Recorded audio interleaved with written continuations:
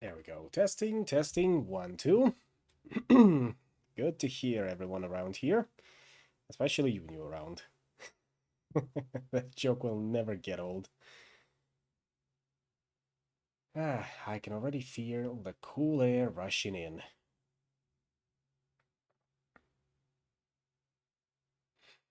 Yes, yes, ha ha all you want. It just comes out naturally by this point in time. Now then, as I was going to mention... What was I going to mention anyway? I lost my train of thought a little bit. Ah, right. I'd say last stream was definitely an experience. And well, one thing that I have been considering, and I might just do, is that I move the Monday streaming slots to somewhere like Thursday, I suppose. That should be alright, I think. Provided I can sidestep any more surprises from our current predicament. Well, my current predicament. Everything should work out all right. After all, midweek streams should be okay with most of the people. Now, let me pull up the game and we should be able to start. I will say, we're making great progress so far. Weather radar looking crazy on your end? I can imagine that.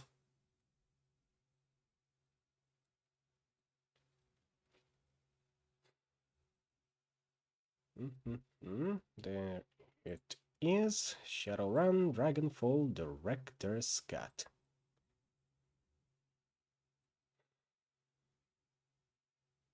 One thing that I also need to find courage to do is to, well, finally download my streams and I start uploading them to my YouTube channel. After all, I gotta have an archive.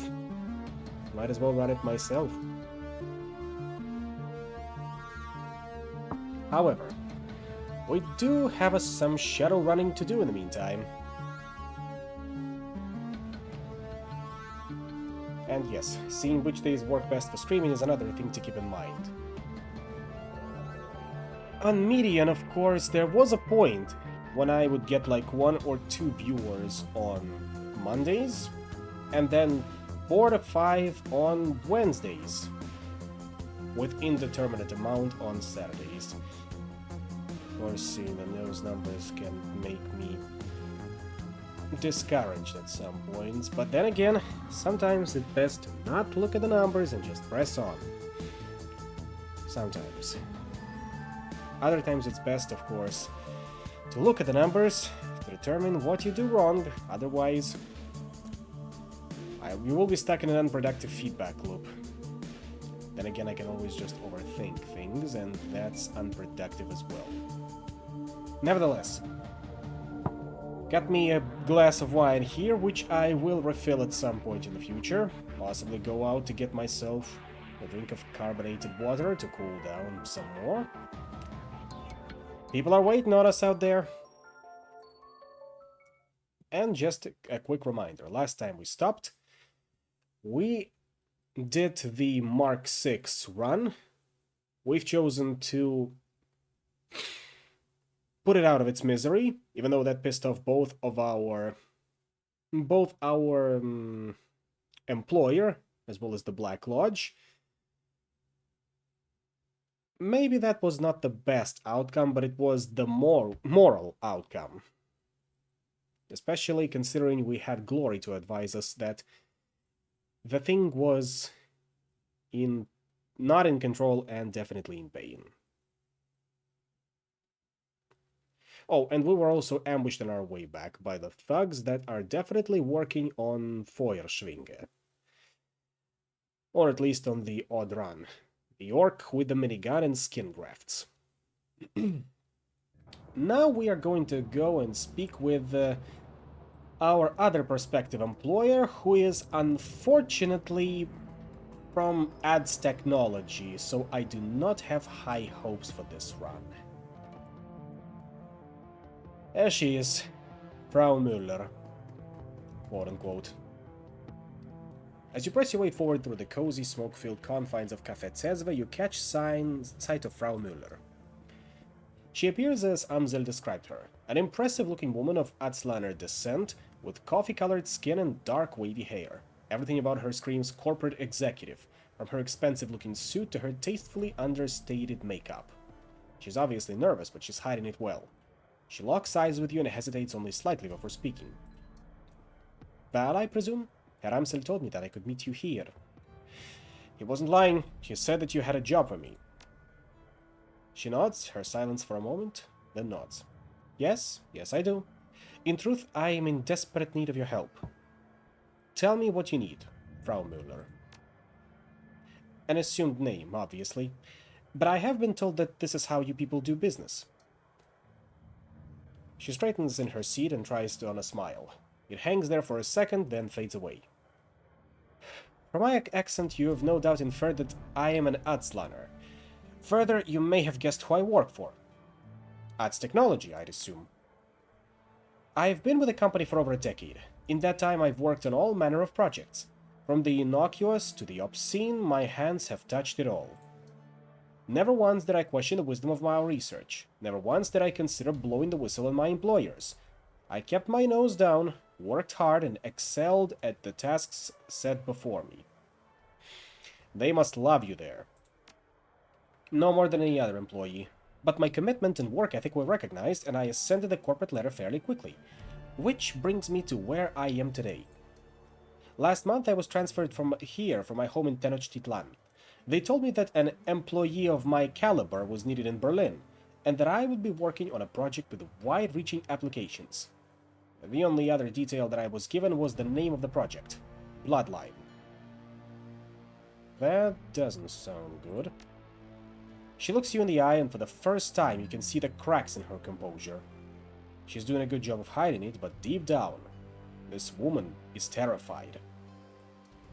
I've seen many terrible things in my life, Val. In Tenochtitlan, blood magic is commonplace. Take a moment to imagine what that means. In the underground markets, people are bought and sold as chattel. Street children are rounded up and bled like lambs. I witnessed all of these things by the age of 12. Seeing such things, it changes you. Makes you numb. But what I found when I arrived here was worse. This project, it horrifies me, Val. And it must be stopped. Yeah. Blood magic is nothing short of scary shit. Which is why, generally, when dealing with that technology, your policy should be shoot on sight.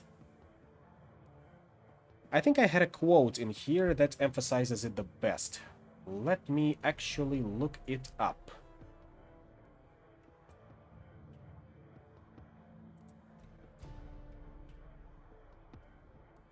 It was somewhere in here.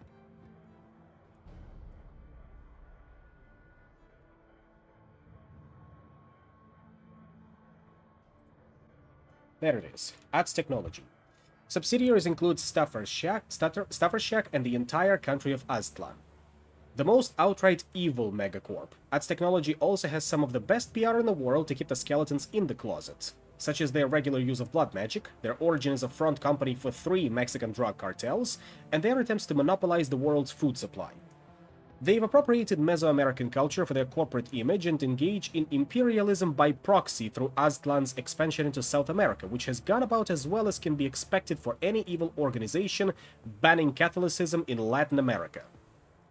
Running for them is a good way to destroy your professional reputation among other Shadowrunners, as well as to get cut up for spare parts by your new bosses. And if you run against them, try not to leave any hair or other traces behind, or they'll use it to track you down.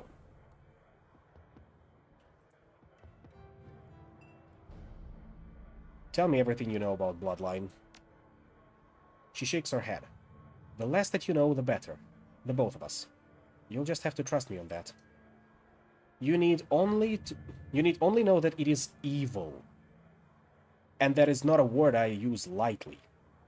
Yeah, Jesus H. Christ. They should have a shoot-on-sight policy. That is precisely why the great dragon Dunkelzahn, peace be upon him,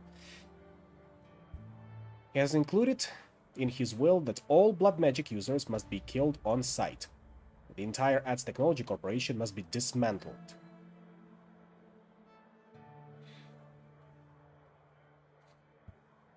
You have to understand, Frau Müller, I can't accept a job without knowing what it entails. Of course not. Your job will be relatively simple. I want you to bring the building down. The computers, the research data, the mages and scientists that are working to bring about this abomination, I want all of them burned to ash and buried in rubble. No compromises and no exceptions. I'm sure that you'll have unanswered questions. I'm not in the habit of dealing with Shadowrunners. In truth, I've spent the majority of my career living in fear of you people. But I do know that you're the only ones who can get this done. So tell me, Val, is there anything more than you need to hear from me? Or are you ready to make a decision? What can you tell me about building security? Expect it to be tight. In addition to their standard security team, ADS Technology has taken out a knight-errant high-threat response team contract to protect the building. Corporate doesn't seem to mind contracting a competitor for emergency response services. That should give you some indication as to the uniqueness of this project. At any rate, I believe that I've come up with a solution to the knight-errant problem. I'll discuss the matter with you, Herr Amsel, if you decide to take the job.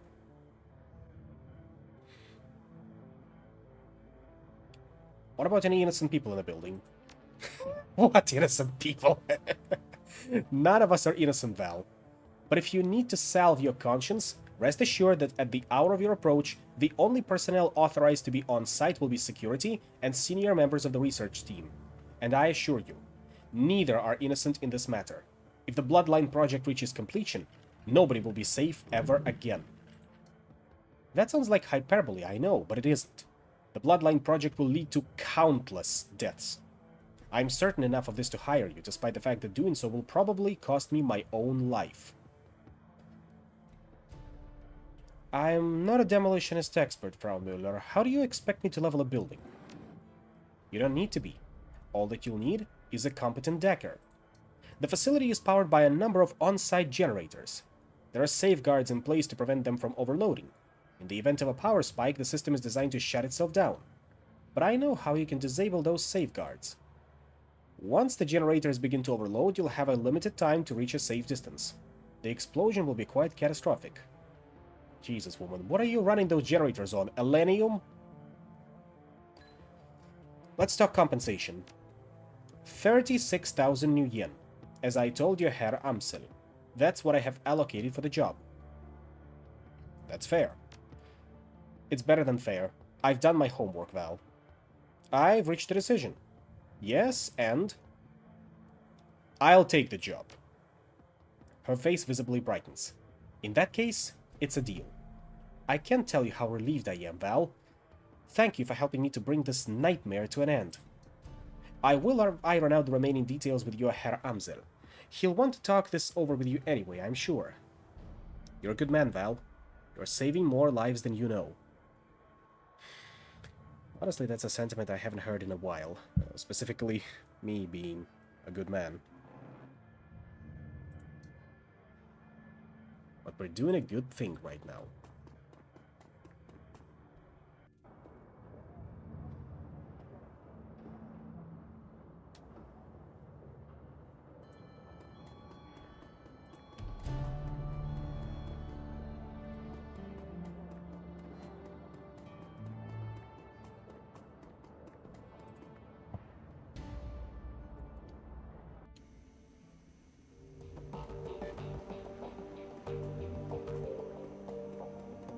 I'm sure Amsel will be satisfied to hear how all that went. Welcome back, Val. How did the meeting with Frau Müller go? I accepted the job. Any ideas on how to tackle this? Yes, a few. Frau Müller has provided us with detailed information on this facility. I've vetted the information and it seems to hold up. Based on this intel, I have formulated what I believe will be an effective strategy to bring down the building. According to Müller's intel, the facility is extraordinarily well guarded. Whatever this Bloodline project is, the Azis have spared no expense to defend it. The facility is patrolled by ATS Technology's internal security personnel.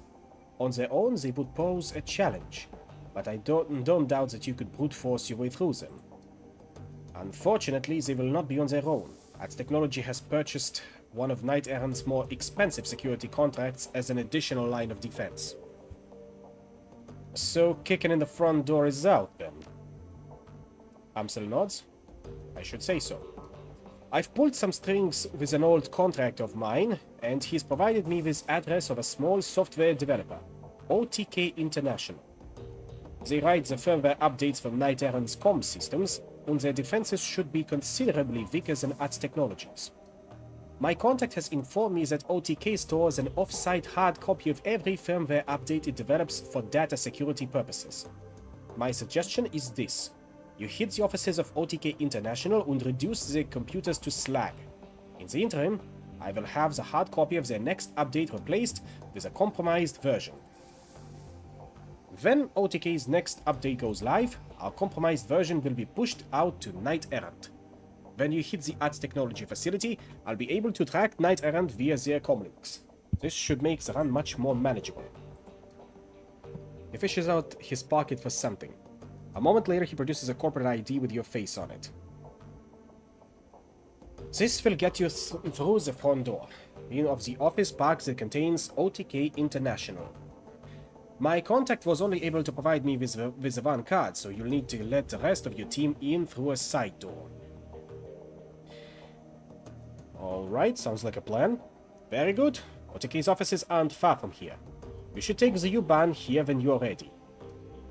However, before we tackle that job, we'll need to have a look at our other side projects, because we do have a couple of others optional side quests, specifically one from our resident gypsy gunrunner, and the other from our elf benefactor that runs our clinic. Let's see, anything new? Regarding salvage DVD. The screen flickers to life and Malit's face appears. From the shifting background and ambient noise, it's clear that this message was recorded on a portable device. Oi, Val. Just wanted to let you know that I've met with unlimited success in working on that stack of DVDs. It's a thorny problem, but at least I'm making some headway. If you look at the table beside your DVD player, you will find another recovered disc. I wasn't able to salvage all of the files on it, but I think that you might find what I did recover to be of interest. For my part, I'm going to continue working on the other DVDs. To tell you the truth, I wouldn't hold out much hope, though. They're all badly damaged and suffering from disc rot besides. I'll be in touch. My best to you and your team. Thank you, Malit. You're doing great. Still alive. Yana from Val. I guess that I should thank you. You got me out of that horrible job alive. I don't think I could have made it out on my own. What happened on that run took everything else away from me, but at least I'm still breathing. The lodge turned me into a killer, Val. That gnaws at my guts every minute of every day, and I still can't sleep at night. Innocent people, normal people died because of what I did. And you know why they made me do it? Because they could. I don't know. Maybe this doesn't bother you. You're a Shadowrunner after all. You kill people all the time. Just another day at the office, huh? Well, I'm not like you. I can't just kill people on the job and forget about it the next day. This is going to haunt me for the rest of my life. I don't know how to live like this, but it's still better than not living at all. That's what I keep telling myself. And so I figured that I might as well tell it to you too. Still processing the previous revelations, huh? I'm about to give you a bit more sensory overload and give you a bit of a rundown as to what is the Black Lodge that we ran with. There they are there. Black Lodge. Basically a wizard Illuminati that has infiltrated most of the world's governments. May or may not be as old as the Fourth World. That is the previous world. Our current world is the Fifth World, where... That is, the Fifth World was what we lived in before 2012. We're currently living in the Sixth World, so Fourth World is the previous magical version of the world. What is scary about the Black Lodge is that they are capable of taking on the Great Dragons and forcing them to a standstill. So we should tread around them very carefully next time. Yes, basically Wizard Illuminati. Now, there is a branch of it, or I suppose a cadet branch, called Ordo Maximus. Secretive cabal of mages, European nobility, and possibly vampires. They are the embodiment of some of the more crackpot conspiracy theories in the setting, and are basically the Black Lodge's more hammier cousin. Anything new on Shadowrun BBS?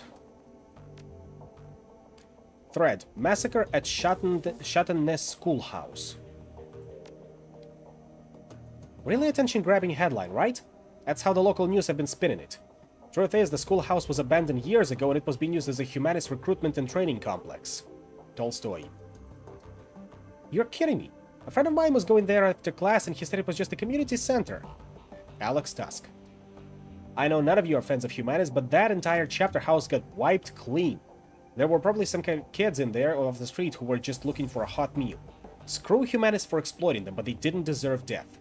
Yust. Good riddance to those assholes. Streets are a little safer now that they are all buried. Maelstrom. When trolling on the humanist board and that place was totally wiped out. Volker Stahl was in charge of that chapter house. Good riddance to that piece of dreck. Ruby. You should not believe everything you read on the Matrix. My sources tell me that he has already moved on to a safe house. It seems like whenever things get rough for Humanis, he always comes through without a scratch. Tolstoy. Just finished up drinks with a chummer who was doing some biz up there. The real story is Humanis did not want to pay for services rendered and some hired muscle went crazy and took them all out. Bluebeard. So the muscle decided taking the whole place down would get the new yen back? Well, that's one way to make a living, I guess. Wraith-like 44. Even if your friend did get screwed out of a bit of new yen, I don't think Humanis would be even worth the bullets. Especially that many. Yast. Well, good to see that our exploits are becoming known. Even though we're just known as hired muscle. Oh, a thread on Formula 17. That we have uploaded to Shockvelen Writer. So we've all seen this one floating about the tricks. This is some serious stuff. It's got heavy-duty corp written all over it. Not a lot of players could be behind something like this. Ares or SK or maybe one of the big pharma cores, say Sharing or AGC. Tolstoy. Of course, you can never totally discount on the Azzies either. Ruby. Tolstoy, my esteemed colleague, this is indeed a recipe for some top-shelf dreck. Whispers from the shadows say that this is sourced straight from the F-state. The Smiling Bandit strikes again, ha ha ha. Hello, boys. I'm a big fan, you know, long-time reader, first-time poster. Quite an interesting concoction you have here. I'm just itching to cook some up. So many interesting properties to play with. I've already got a few tweaks in mind for my own special version 2.0. Brewmeister. You sure you want to do with that? The stuff doesn't play nice, and corps are really bad at sharing their toys. Smiling Bandit. You can, of course, always share their secrets for them. Just gotta make sure that you run a little faster than them. Clockwork. Always running, eh, CW? Like clockwork. Bandit, I'm touched by your concern. But don't you worry about a little old me. I do declare this shall be ever such fun. Brewmeister. Save the F-state. The time rise up against the corporations is now. Fight for a free Berlin. Neo-Revolutionary Alpha. You just fell out of a time warp. The war is over and we won. Wraith-like 44. Hard to imagine Berlin any freer. Maybe you just need to switch to decaf? Yes. As long as any corporation is active anywhere in the F-state, we're all at risk. We must act. Neo-Revolutionary Alpha. Corps are good for business and keep in their little corners. Why do you think we would help you? Wraith-like 44. How naive to think they will stay there forever. Don't you see that they are taking the freedom we all hold so dear? Plans are being made across the F-state. With the shadow community on our side, we shall prevail. Neo-Revolutionary Alpha. The F-state has its own way of dealing with those who step out of line. Take your politics somewhere else. Around here we got bills to pay. And finally, running on SK. Scheisse, what a thrill. Hard to do a simple data steal on an SK branch office turned into an OK choral shootout. Never seen first response team arrive that fast in my life. Had a Decker offside running damage control, managed to distract the second team to a different building while we jacked the car the first team came in. Lesson learned, simple when it comes to SK means something else. Maelstrom. You stole the corpse response vehicle? Don't they have trackers on those things? Tolstoy. Of course they do. Dumped it off the side of the road with a prime grenade in the backseat just to be safe. Maelstrom. Nice one. Wraith-like 44. Bragging about a nearly failed run on SK? Is it worth them paying a Decker to backtrace your Shadowland account? Ruby. Any idea what valuable data they were hiding in that branch office? Tolstoy. No idea. Money was too good to take any chances with it. Safely delivered it, the transfer cleared. Maelstrom. Think about Zader Krupp, that's SK, is that Lofvir is a major micromanager, pardon the wordplay, and you are always at risk when you're running against SK. Can we post any data for sale? Nothing yet.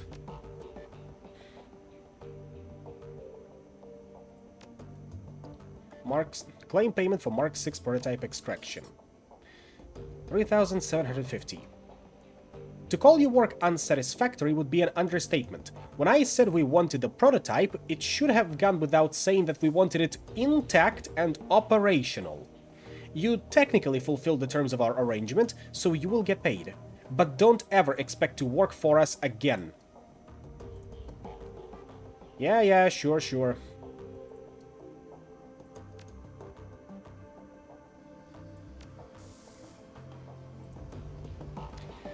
Time for us to do some more side quest. And that's when we take down the Nahuatl LARPers. After the side quest, it is. Right now, we are going to be prepping for some prime comedy.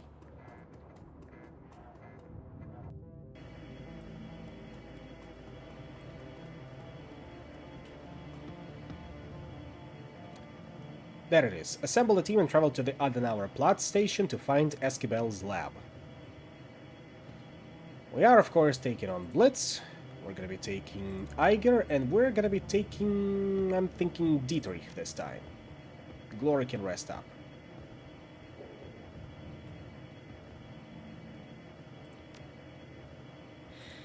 And off we go.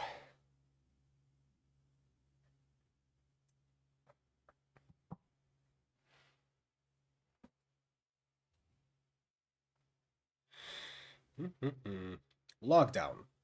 The ride to the Adenauer Platz is a dismal one. Your only company on the train is an elderly dwarf in a ragged peacoat, and he spends most of his time muttering to himself. When the train rattles to a stop, he slowly rises from his perch and begins to hobble toward the doorway.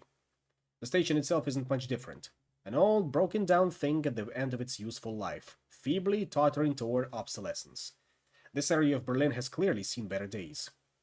A window of light shines down from the surface, and even that looks stale.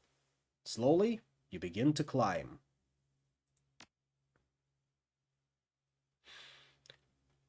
I've still got Strytonine in Sundowner. Hopefully I'll be able to get a better drone after this. Blitz still has his Colt Cobra, Raraku Kraftwerk 1, and Max. Not need to give him the shotgun, since Eiger has upgraded to Mossberg CMDT, so no need to give it to her either. But I will probably give her... not Nitro... There, I'll probably give her Jazz. And old Dietrich here will be running support, so another advanced medkit. A flashbang grenade, and I'm thinking another advanced medkit and Bumona trauma kit. Should be good enough.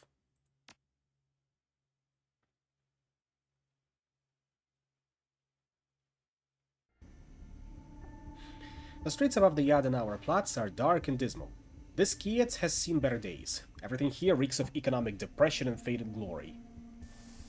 How ironic, considering the name of the district. Looming above you is a fortress-like, seemingly impregnable facility. The windows have been shuttered with enormous steel panels, lending the entire building a sinister appearance. That's our target, Sutherland Bioscience.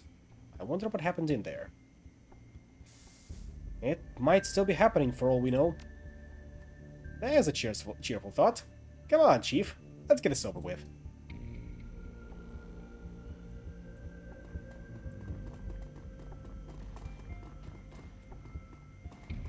Nobody around, it seems. Not even bums. This does, however, look like a prime combat arena. Ah. Some bums hanging around here after all.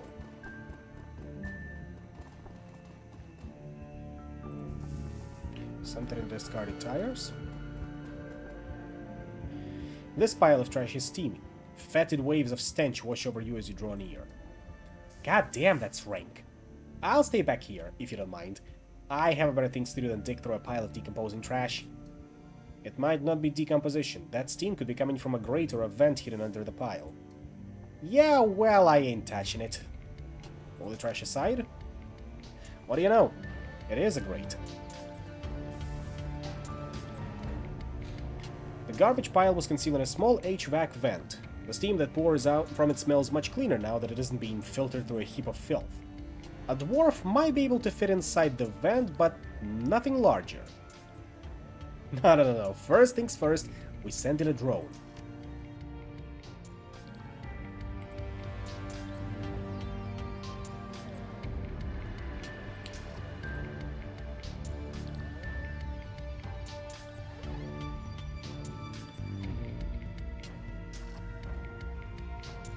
However, okay, this looks safe enough. I can squeeze in.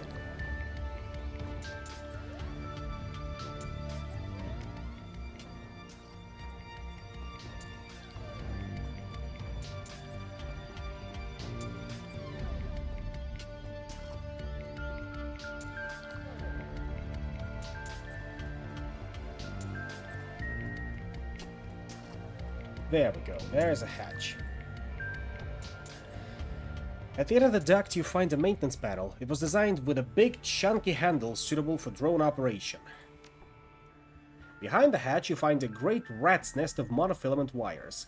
Each wire snakes over and around the others to connect to a different endpoint. Thankfully, all of the endpoints are labeled. It doesn't take long to find the wire that governs the power locks for the building's front door. Short-circuit the front door lock. After a few seconds of fiddling with the wires, you are rewarded with a bright flash and a wisp of oily blue smoke. The light next to the word's lock status, door F, fizzles out. The street-level door should be accessible now. See, I knew it was a good idea to be a dwarf and a rigger.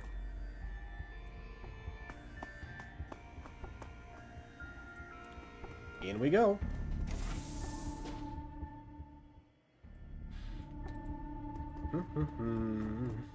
Two doors. Let's go to the one on the left first.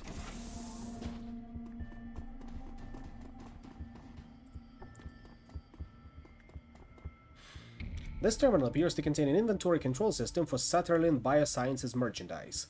The items are spelled out in amber lettering against a solid black background. A glowing cursor awaits your input. Sutherland Bioscience Products and Specimen Inventory. A. Org Chem Wing, Tissue Banks, Organ Farm. B. Org Chem Wing, Breakdown and Analysis. C. Org Chem Wing, Replication, Fabrication. D. Executive Wing, Contract Fulfillment. E. Animal Testing Wing, Special Projects. A lot greener than you were expecting. Well, we're not out of the woods just yet, as you can see. Tissue Banks, Organ Farm. This entry provides a complete breakdown of the standard organs that are being grown in the Organic Chemistry wing of Sutherland Bioscience. It seems that this lab was outfitted with the capacity to mass-produce vat-grown metahuman organs including hearts, kidneys, livers, and lungs. This material would be used in testing purposes. Breakdown and analysis. This entry contains a complete log of studies performed by Sutherland employees on the products of competing biotech companies. BioWare samples by Universal Omnitech, Shiawase, Proteus AG, and Biogene have all gone under the knife here, and the results of each dissection have been meticulously recorded. Replication Fabrication. This entry contains notes on Sutherland's attempts to replicate products that had it previously dissected and studied. According to the information, Sutherland had achieved a shocking level of success at producing generic versions of a wide variety of commercial and restricted BioWare products. Of course they're ethically grown, after all, meat can't object.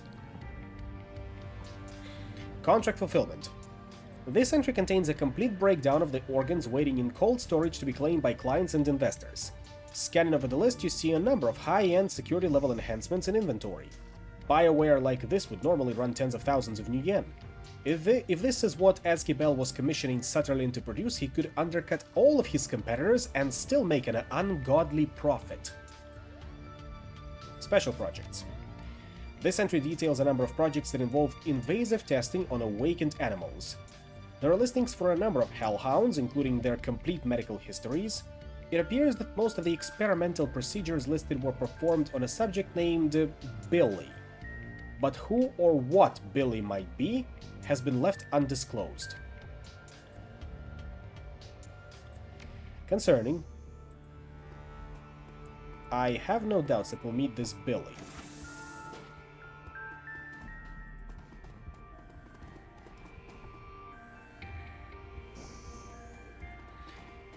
Clearance B panel.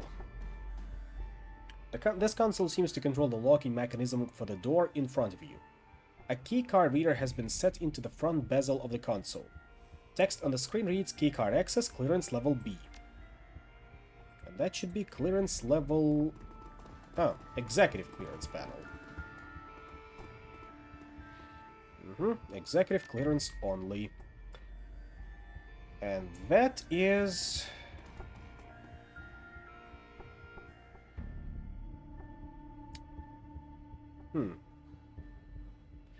Well, Blitz, I'm sure you'll be able to handle it. Your hack successfully unlocks the door. Unauthorized access detected. Priming weapon systems for pacification. 3 drones. Nothing we shouldn't be able to handle. Same level as our Strato 9.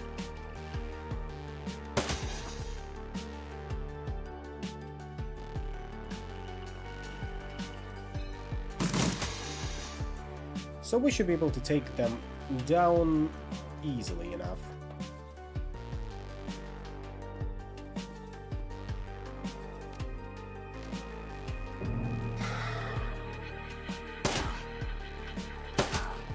Ow. That's... that's definitely an ow there.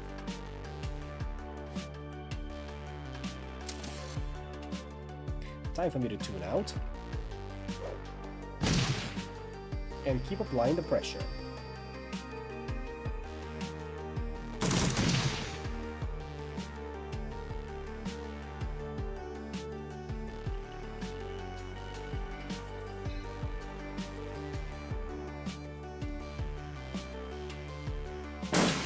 I'm digging this music, by the way.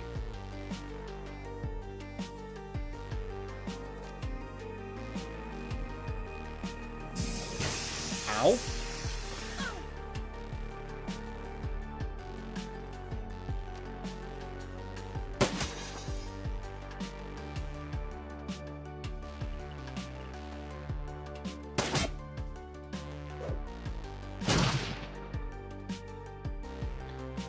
Definitely gonna need to be patched up after this.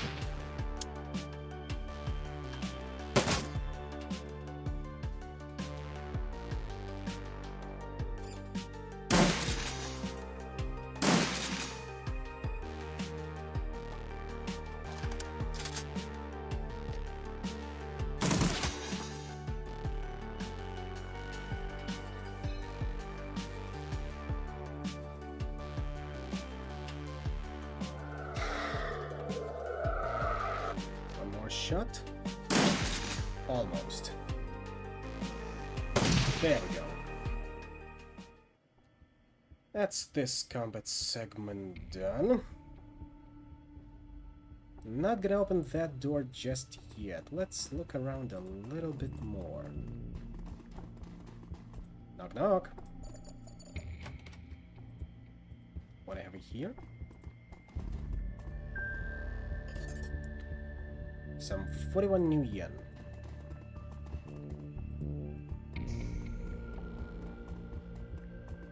And that's another door that we had to open, or rather could open. Let's see if there's any juice info in here.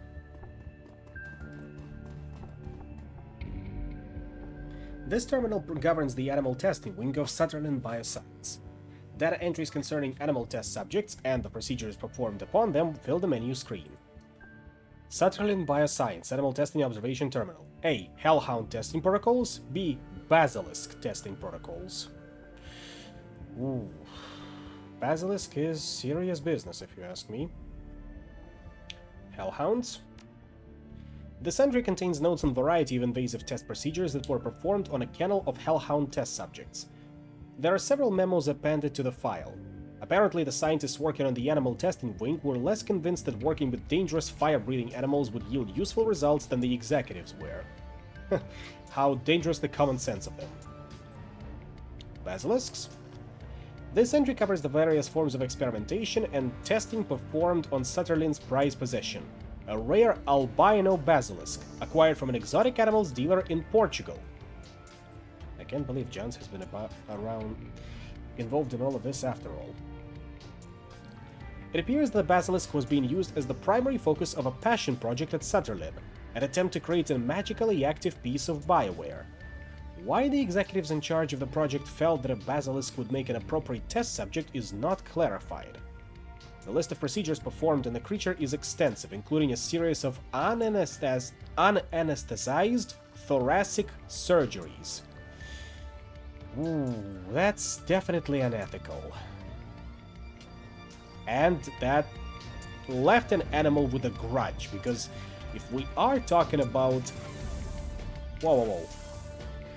A wild-eyed young man in a tattered lab coat confronts you. His beard is bushy and unkempt, but bare patches of skin flow through. You there! Who are you? He stalks toward you, his hands twitching. How dare you enter my domain? I'm Val, pleased to meet you. Well, Val, I am not pleased to meet you. You stand as a trespasser in my sovereign territory, and you have murdered my citizens. You have invaded my home. Dietrich mutters under his breath. You've got a live one here, boss. He continues his rant without pausing for breath. You are a murderer! A monster! You will pay! Hold up, who are you? I am Philip Rex, the Night King of Shadowrun Bioscience. I will have you banished for your transgressions, dwarfling, banished to the underworld, and left to the ravages of the all-powerful Billy. Hold still while I fetch the robots that will banish you. Your peasants opened fire on me. I destroyed them in self-defense. No, they wouldn't do that. They were gentle and kind. You're an outsider. You don't understand the bond of trust and respect that we shared. I did my best to make life good for the peasantry. I scrubbed their plastic cases on a daily basis, and I crooned pleasing melodies to ease their troubled minds. But those days are over now. My peasants are dead. You destroyed something beautiful. Alright, sire. I'm sorry about your peasants, but I'm on an important quest. The grief on his face instantly vanishes. What replaces it looks like curiosity. Oh? Well, that changes everything. Perilous quests and civilian casualties go together like chocolate and peanut butter. I can't stay mad at you for that. Tell me about this quest of yours, good dwarfling. Leave nothing to the imagination. You have my rapt attention. I need to get my hands on the Bioware prototypes that are being stored in the executive wing. The executive wing? Madness! Take this as a warning, noble stranger. If you intend to forge your way into that land of milk and honey, you do so at your own peril. The underworld stands between you and your goal, and the underworld is home to the murderous Billy. I read about this Billy. He was Shadowrun's albino basilisk, right? Was is right. Now he's so much more. A creature of legend. Years of experimentation have remade the beast into the ultimate killing machine. He's smarter than 10 men, and 5 times as deadly. If this Billy standing in my way, I guess that I'll have to kill him. A fool's errand. Heine tried to kill Billy once. He thought that by eating the beast we would steal its power. Hubris. Billy devoured my friend for his insolence, and the last remaining copy of Keycard E was lost. He was a beautiful fool, that Heine. I told him that we didn't need to eat Billy, that we could survive indefinitely on synthesized cardiac tissue and choconabs. But he wouldn't listen, and Keycard E was lost. And without it, I can no longer access the executive wing and its expansive snack bar. I have eaten nothing but vat-grown metahuman organs for a year and a half, stranger.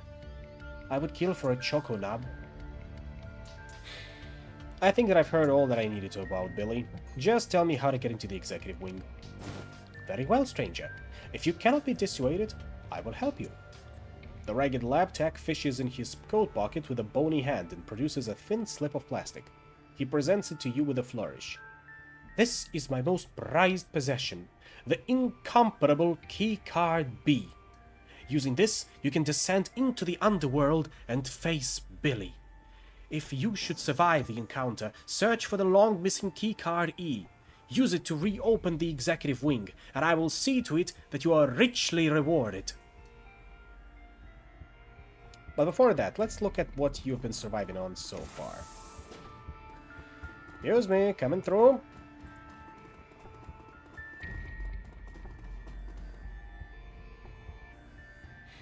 It looks like this media setup is wired into the building's security system. Video feeds from cameras all over the facility can be viewed here. Paging through the computer's file system, you'll find a number of archived video feeds from the building's surveillance system. In addition, episodes 1 through 6 of an old Slovakian period fantasy series called Night Kings of Lightning Hold have been saved to the machine's desktop. I remember that show. It was horrible. I mean, really, really bad. Made Neil the Orc Barbarian look like high art. Me and my buddies in the Schwarze Herzen used to get high and laugh at it. It only ran for 7 episodes before it got pulled. We're dealing with a Polish Witcher levels of bad here.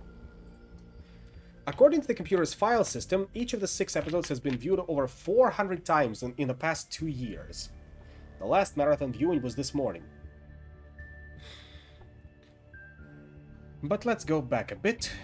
Security archive 18 months ago. As the video feed kicks in, Philip is engaged in an animated discussion with someone who's standing just outside camera range. You can see his shoes and his shadow, but nothing more. The voice sounds human. You'd guess that the off-camera speaker is a man in his early 20s. Look, we've survived this long. If we play our cards right and do a proper bit of rationing, I reckon that we can live off of the executive snack bar for a long time to come. We'll have plenty of fat and sugar, those won't be a problem. We've got mixed nuts for protein, and we can get our vitamins and minerals from diet bars. There aren't many of those, but like I said, we'll ration. I'd be willing to bet that we can hold out for 2 to 3 months on what's stashed away in that snack bar. Make sure to be rescued before we run dry. You're fooling yourself, man. Ignoring an unpleasant truth rather than facing it. We have to accept the fact that we could be stuck in here for the long haul. The snacks are great and all, but they can't be our staple foodstuff. We need to stretch them out as far as humanly possible. And that means supplementing them with something more substantial. You don't mean... Look, just think of it like farming, right? If we look after our crops, we'll always have food to eat. We have enough supplies on hand to keep the tissue cultures in the Orc Chem wing growing indefinitely. What I'm talking about is growing meat for our own survival. That's all it is. Meta-human meat, Phil. Synthetic hearts and livers and kidneys grown to be implanted into people like you and me. You're talking about eating people parts. It's fucking disgusting and I won't do it. Unless you fancy dying of malnutrition, you're gonna have to. You know that as well as I do. Organ meats are rich in vitamins and minerals. Choline, CoQ10, vitamin D, bioavailable iron. All things that we're gonna need if we want to survive in the long term. You won't find much vitamin D in the licorice sticks and choconabs. You're talking like they're never gonna rescue us. We're in Berlin, Heiner. What they? Who do you think is coming? We need to be prepared to survive here for a long time, maybe years. And that means making the most of the resources at our disposal. You're talking about resorting to cannibalism, man. No, I'm talking about eating meat.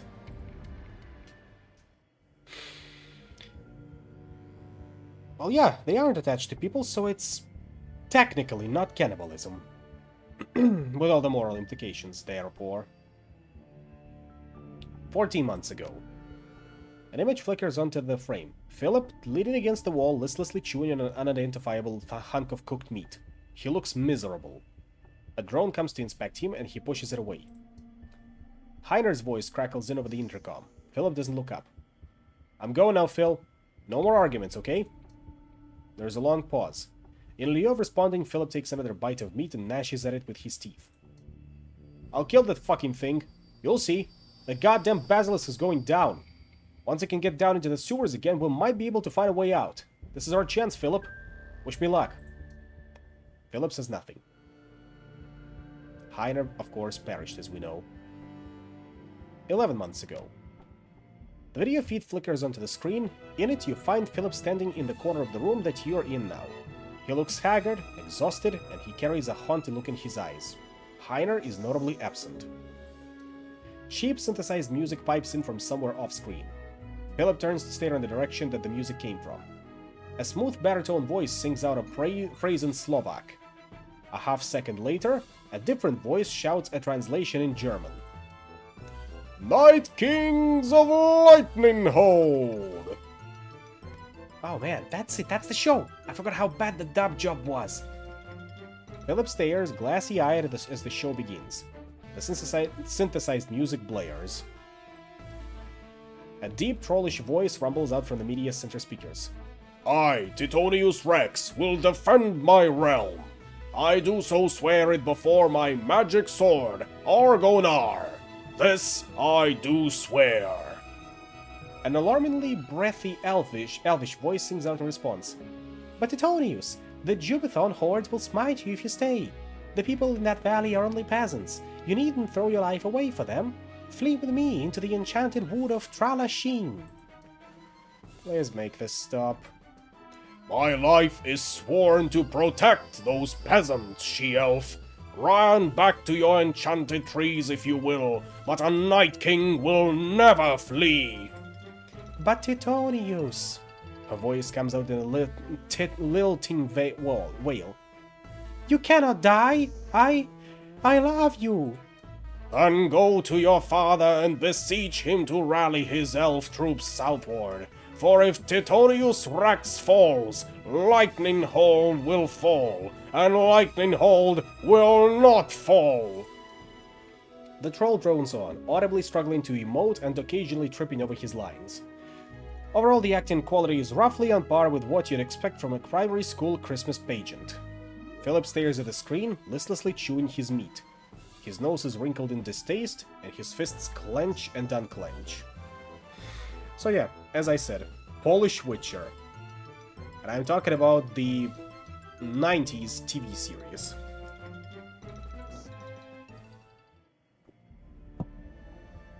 Eight months ago. The screen flickers and a video feed of Philip pops onto the screen. He's standing in the corner watching an episode of Night Kings of Lightning Hold.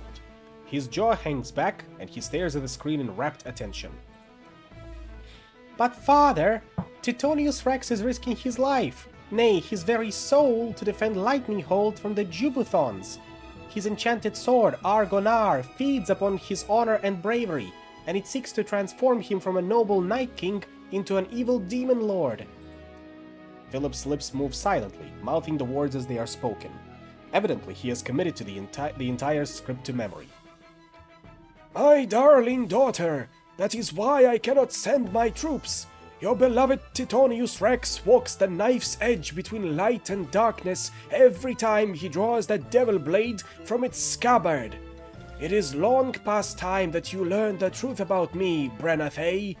I was the one who trapped the demon Lord Karabork within that blade. The breathy actress lets out a sharp gasp. Phil mimes the motion, and a tear begins to trace its way down his cheek. But father, you can't mean... Yes, my daughter. I was the one they called Thunder Spear, the sworn enemy of Titonius Rex's people, the Honga barbarian tribe. Then all of this is your fault. The Jubuthons, the threat to my beloved soul, all of it. It was the only way to save Tralashin, my darling daughter. Tralashin, and your mother, whom I hid away when you were but a girl. She's still alive, Brenna Fay. A security drone floats by to inspect Philip. Idly, he reaches out and begins to stroke its case and pretended it as if it were a house cat. And something from today. The screen flickers and Philip appears on the screen. He appears to be dancing with one of the security drones. The little machine weaves and bobs frantically to avoid colliding with him, and with every motion, the lab tech slides in to fill the empty space. Around and around they go, twirling and writhing across the laboratory floor. There's an enormous smile on Philip's face. Then the lights go dim, and an alarm begins to sound. Danger! Danger! Intruder detected. Security protocols engaged. I admire your bravery, noble vassal. Philip rests a hand on top of the little drone. But this is my fight. I, Philip Rex, will defend this land with my life. Indeed, with my very soul. Sir, please clear the area. Hostiles inbound. No, noble spirit. It is you who must, I repeat, clear the area. Hostiles inbound. He nods slowly, his face beaming with pride. Maybe you are right. I am already a Night King. Perhaps this is your time to shine. I will not rob you of this moment of glory. I will allow you your moment in the sun, and when you return victorious, I will grant your lands and titles to reward your heroism. Please clear the area. Philip turns and steps out of the camera range. The drone is joined by two others, which waits in a holding position facing the camera. And that's where we came in and killed them all. Don't be too hard on that. They're drones after all.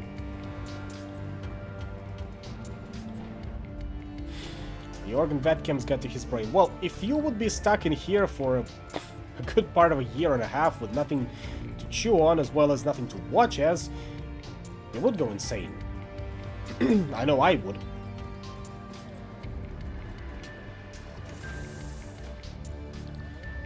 And that should be another entry down here where we'll face the Basilisk.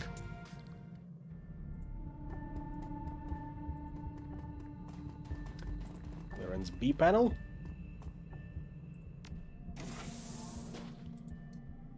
Okay. Alright, everyone ready?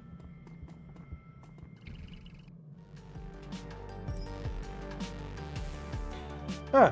I guess the Hellhounds teamed up with the Basilisk. Charming.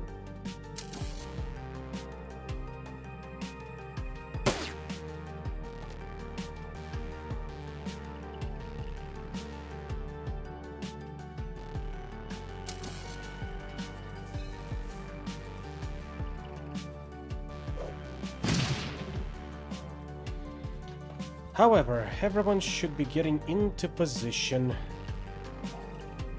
and ready to give him some pepper.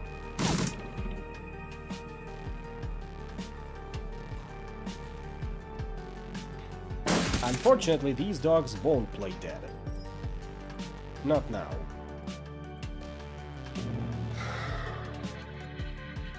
There's Billy himself.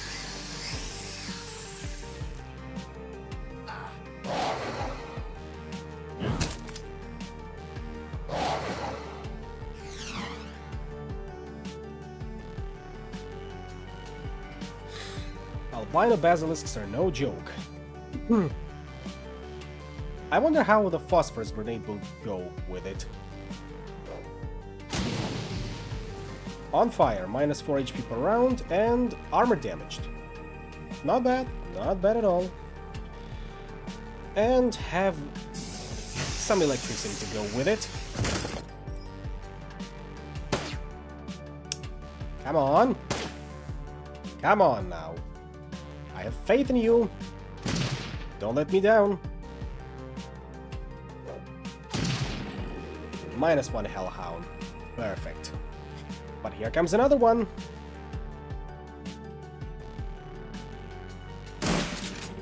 That flanking maneuver will not work against us. I'll have you know.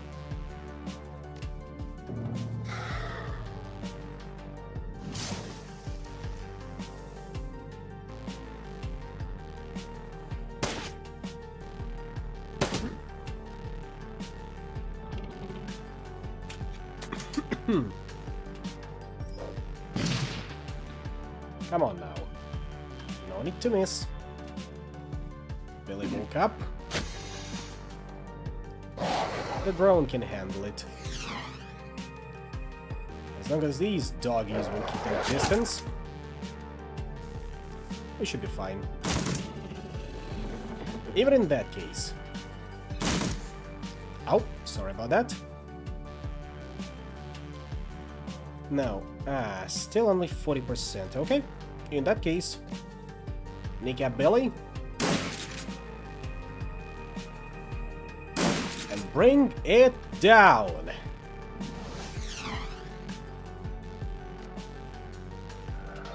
Dietrich, do not disappoint me.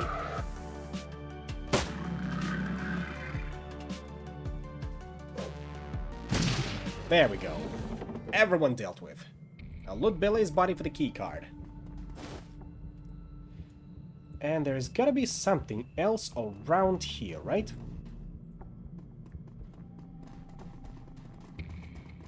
They couldn't have digested everything, right?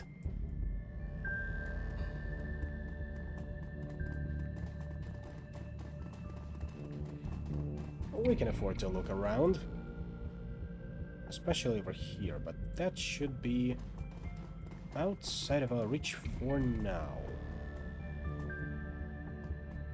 Anyone else? Aha, there we go. There's something over here.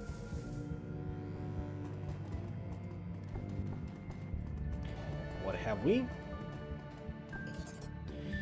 62 new yen. That's something.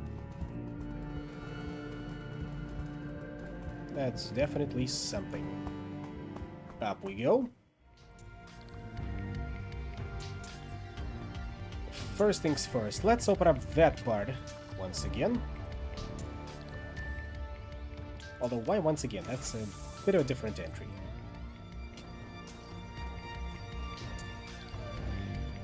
There's some of the medical supplies. Advanced medkit. I will climb down and see what was in here. Locked safe. Swipe clearance B keycard. What do we get? A schematic for auto injector of bliss. I see, I see, I see. Now we can go and open up the executive wing.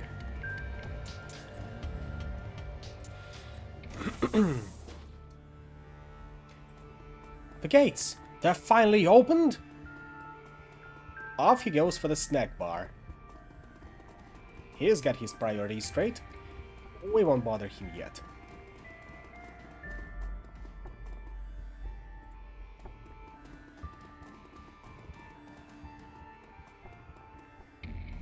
Nothing here, nothing here. Let's check.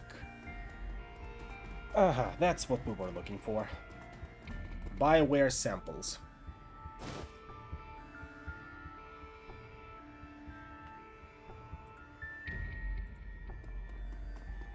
That is done. But before we return to Kreutz Bazaar.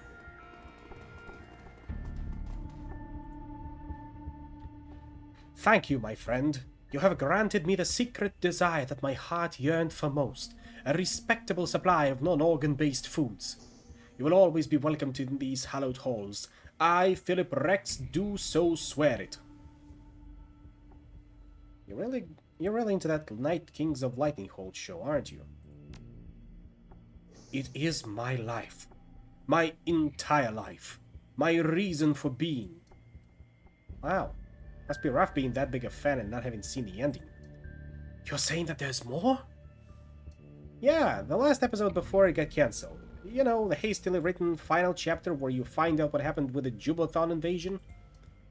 I had always thought that they had left the ending to the imagination. Like a beautiful dream. But now the dream is over.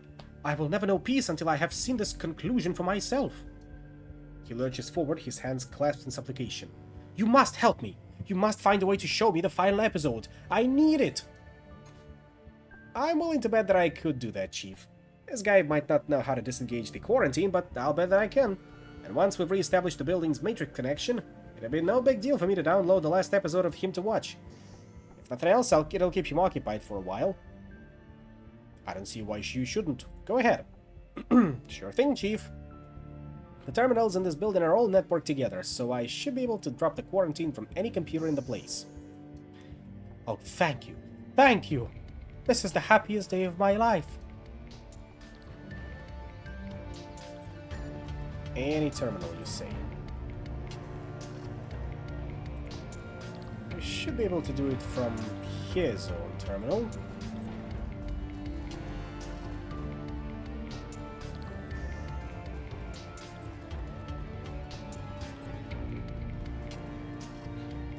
Have Blitz disengage the building's quarantine protocols. Alright, Chief, watch me work. Blitz plugs his cyberdeck into the terminal and punches the escape key with a flourish. A second later, he hits the Y key. The building lights flicker. That can have been it. You still have to do something else, right? Jack into the Matrix or something. Nope, that's it. Quarantine disengaged. And now to get filled the last episode of his bullshit thread show. His fingers dance over the deck's keypad. A few minutes later, he glances up with a smile. Done and done. A horrible conclusion to that terrible show is waiting for Phil and his media center. You want to know how it ends? Not particularly. Too bad, because I'm telling you anyway. Titonius Rex and his elf sweetie's dad make up, a bunch of elves fight the Jubathons and get their asses kicked, and the whole Catabork the Demon Lord subplot is dropped because the show's effects budget got cut. In the end, Titonius saves Lightning Hold by rallying a peasant revolt. It comes out of nowhere, barely makes sense, and the whole thing ends with a vomit-inducing love scene. It's a goddamn train wreck. It sounds magnificent.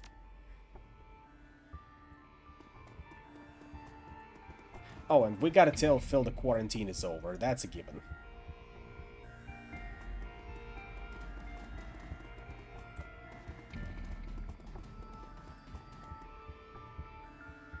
Ah, the intrepid dwarfling returns. What can I do for you? The quarantine's over.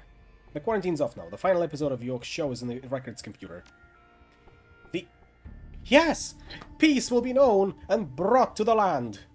Phil takes off running in the direction of the records room. And this got us a little bit of karma. Now we can get out of here with a clear conscience.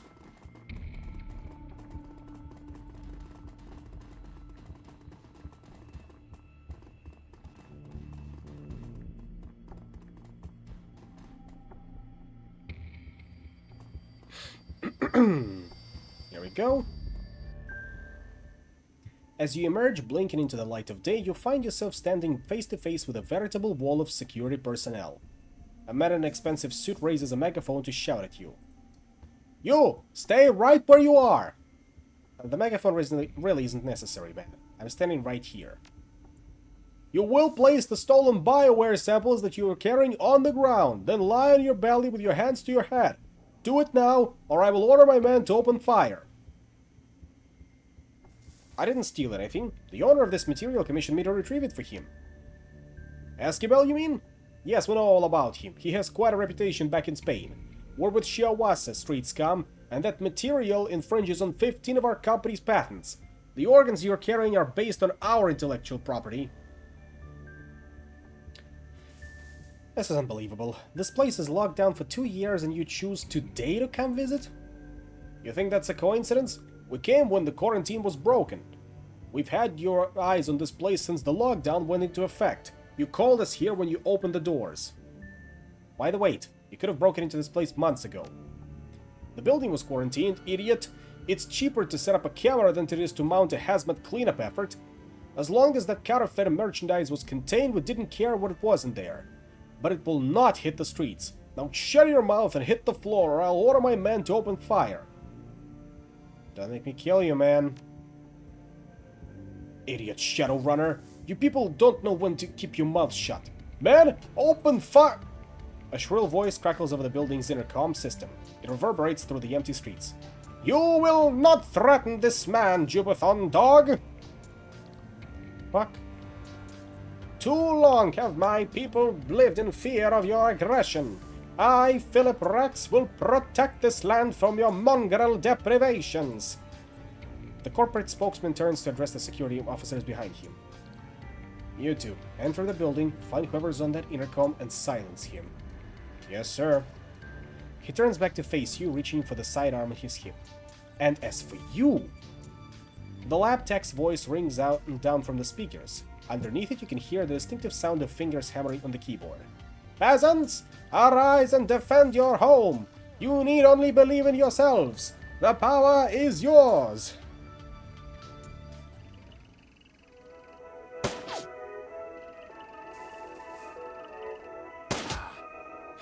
Here we go. Some backup for a change.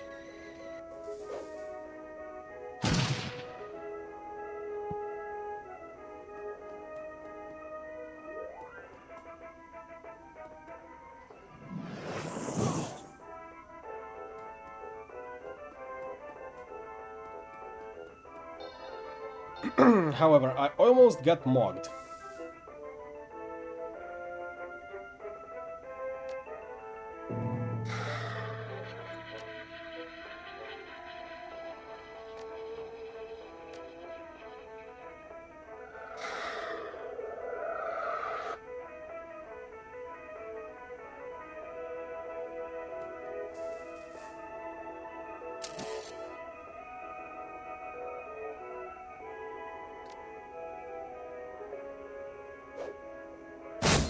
There we go, concussion grenade.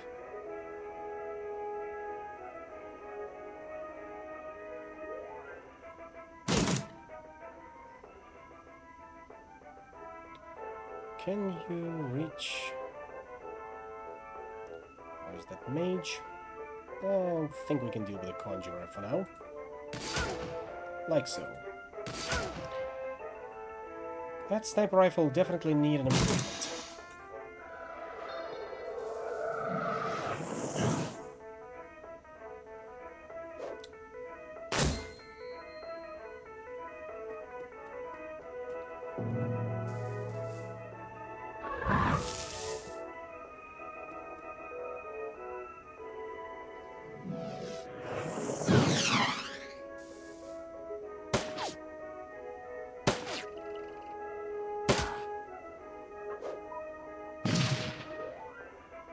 Yeah, ouch. I'm gonna need all the help I can get over here.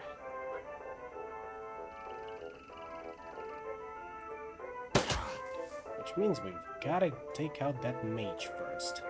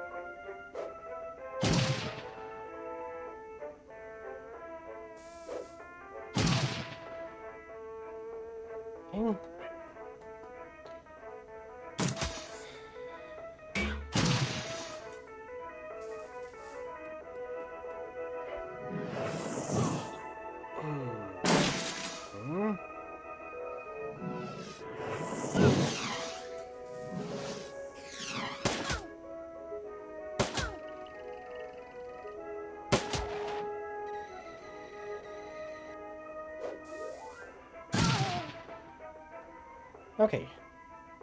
We can still make it happen.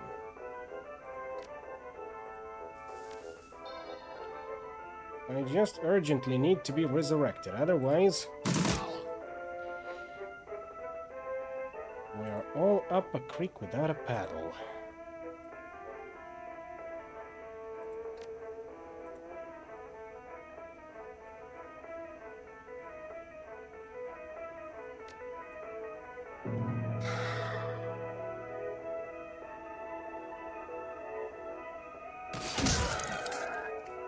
Wonderful.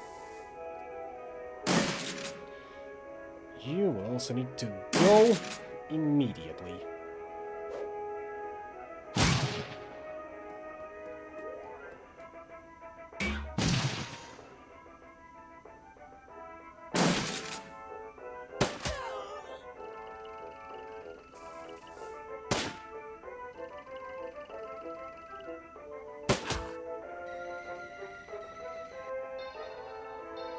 Okay, still alive.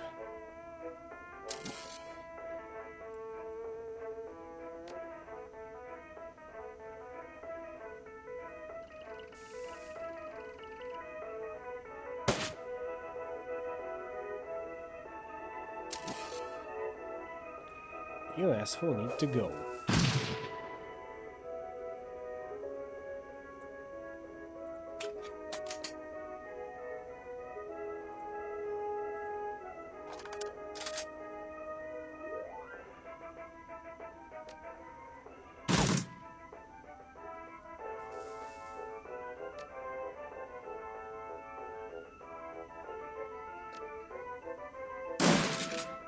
Like so and so.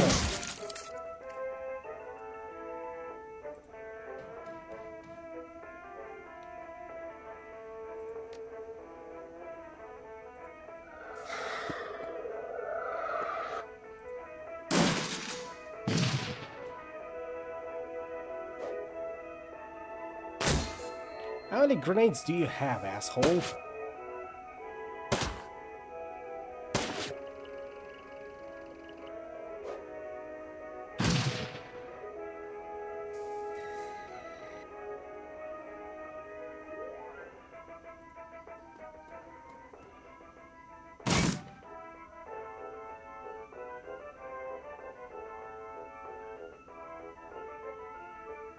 Just for that.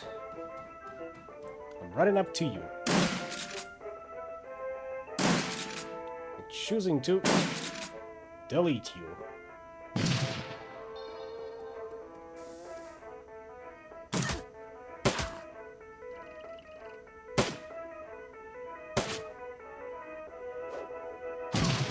There we go. As the smoke begins to clear, a cry of jubilation sounds out over the Sutherland Bioscience Building's intercom systems. We've done it! We've done it, my friends! The Jubathon hordes have been defeated! With this great victory, I declare a new age of exploration and commerce. My peasants will form trade agreements with our neighboring kingdoms for the betterment of all. Yeah, Phil, I hope that works out for you. Farewell, stalwart dwarfling. We will remember you always. You hear the rustling sound of Phil pushing himself away from the intercom. A few seconds later, the building's external speakers fall silent.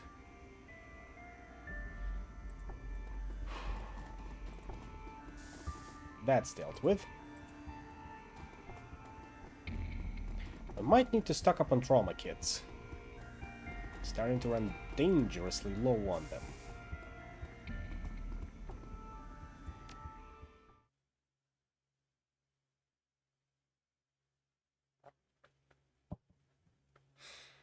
Also, let me try and push the microphone a little bit away because I have a feeling I am starting to be a little bit loud. The U-Bahn trip from the Adenauer Platz is a shaky one. Surprisingly, the train is packed. The only empty seats are the very back of the car. A haggard-looking young mother marches down the aisle, dragging her 3 screaming children behind her. 2 boys and a girl, each around 6 years old. As the woman nears you, her eyes fix on the frozen pouches of bioengineered meat that you liberated from Sutherland's executive freezer. She opens her mouth to say something, but at that moment, the little girl jams a finger into her brother's nose. The boy howls and the young mother's shoulders slump. Slowly, robotically, she turns back toward her destination and begins to trundle forward, dragging her squalling offspring forward with the solemnity of a funeral procession. Eventually, the train hums to a stop. You debark gratefully, lugging a freezer's worth of BioWare samples behind you. A lot of times I have to say BioWare, and not even in relation to the gaming company.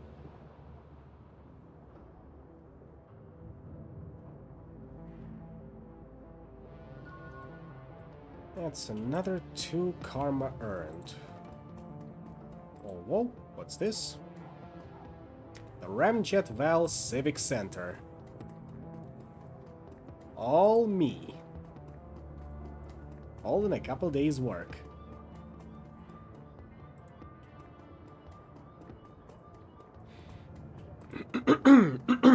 But yes, Esquivel better be appreciative of our work.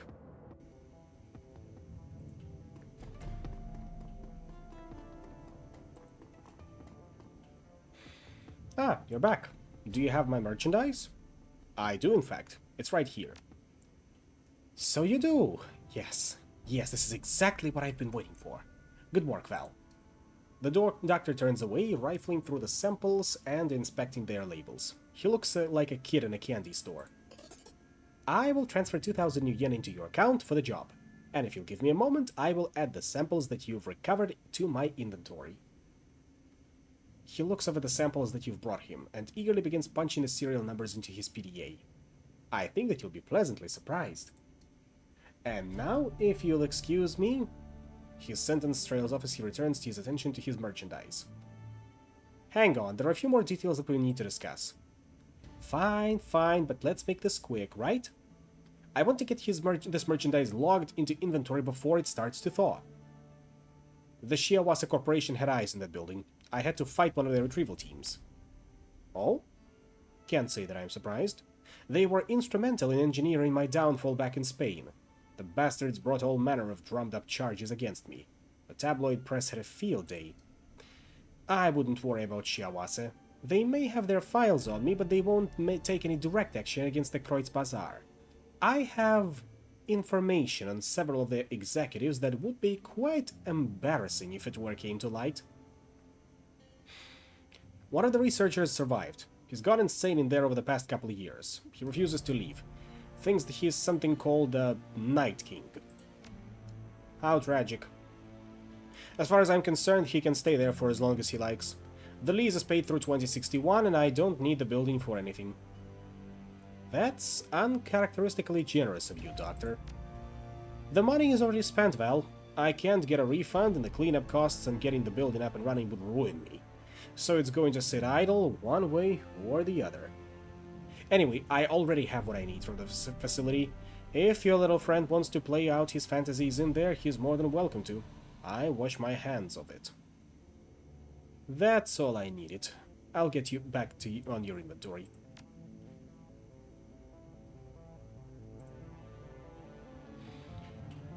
Let's see, found this schematic. Can you make and install it? Interesting. These types of implanted injectors have become popular with some of the local gangs. Yes, I can install it, though I will need payment for the materials. I had a piece of headwear shipped here. Could you install it for me? Oh, yes. Yes, this arrived just this morning. I can certainly install it for you, but it won't be cheap. But I already own the cyberware. Shouldn't that entitle me to a discount or something? No. Look, we're talking about neurosurgery here. It's risky, delicate work. A damn sight more difficult than it's stamping out a chip. I won't charge you for the device, of course. You already own that. But if you want me to put it into your head, it's going to cost. Period. Alright, fine, let's see how much. Now, where was it? There, encephalon next. A bleeding edge neural assistance processor adds +2 intelligence. 5,000 new yen. That's about half of what we have right now. I suppose we can remove our data jack from the head and install it elsewhere. Like in our arms. Left arm. We remove this one.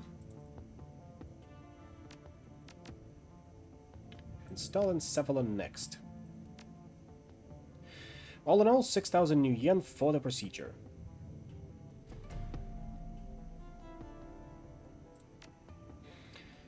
Yes, cyberware causes essence loss. This affects the magic rating of your characters, and his magic is equal to essence rounded down. Magic is very important for spellcasters. The base number of spell slots available to the caster is equal to half their magic rounded down. Therefore, losing essence can cause spell slots to be permanently lost. I don't care. I am not a spellcaster.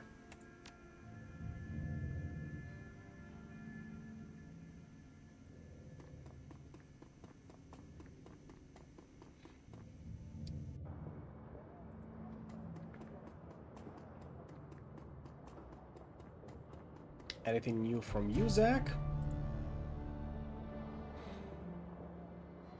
What's with the bandages on your hands? Oh, these? Nothing much, chummer. Nothing much. Tussled with a spirit back in Amsterdam. You know, we elves are very spiritual people. So I've heard. You heard right. Damn right, chummer. Elves, you know, my people, are creatures of the spirit. We've got the magic in our blood, whether we sling spells or not. I'm telling you, I've talked with spirits all my life, and it has nothing to do with praying to a totem or studying spellbooks. Between you and me, my mojo is stronger than any core wage mages. Take those rat scum bastards at Ad's technology. They cast spells all day and all night, right?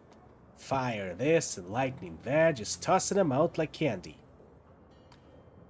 Right. Well, me, I'm just doing my thing. Not casting spells. I'm storing up my energy. Saving it. Can you imagine how much magic I have? What, do you think you got mana or something? I don't think that's how it works, Zach. Trust me, friend, I have secret knowledge. He slowly turns his head from side to side to give you a good look at his upturned ears. Like I said, it's in the blood. Let's examine his ears while we're at it. The scars are subtle, but to your trained eye, they stand out as though they were drawn on with red ink. It appears that Zach's ears have been surgically cut, folded, and stitched back together again. The implication is clear. Zach Flesh is not an elf, but a human who had cheap plastic surgery to try to make himself look like one. You've heard of elf posers before, but you've never seen one in Germany until now. You goddamn knife-earaboo.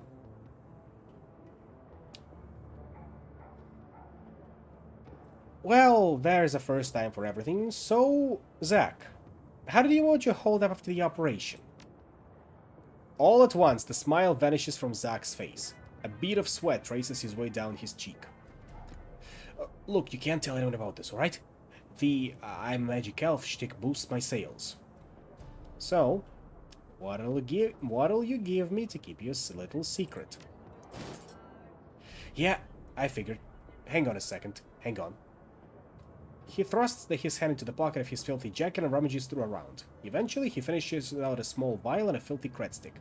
Here, some flash and some cash. Enjoy it. Now, are we done or what?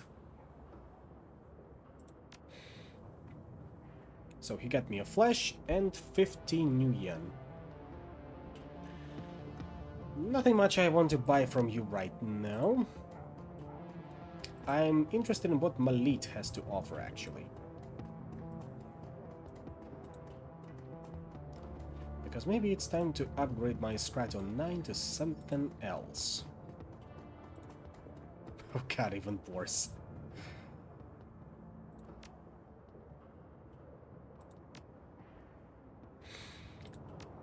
Let's see, where was it? I'm gonna need Class A. Steel Links. Offers ground-based firepower. It's like having another runner on the team. Neato.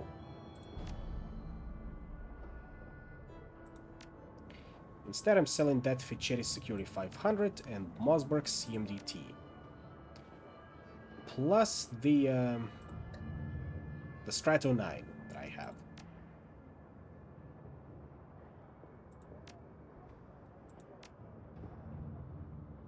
That should do it.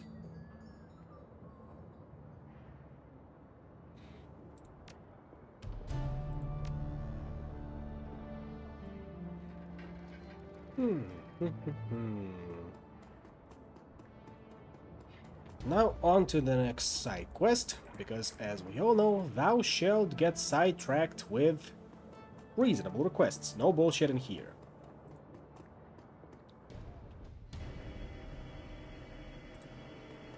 The weapons do need to be flown after all. Travel to the Gesundbrunnen U-Bahn station to locate Gunnari's missing shipments. And we're gonna be going with Blitz only. It's asking way too much for an RPG. Yeah, but still.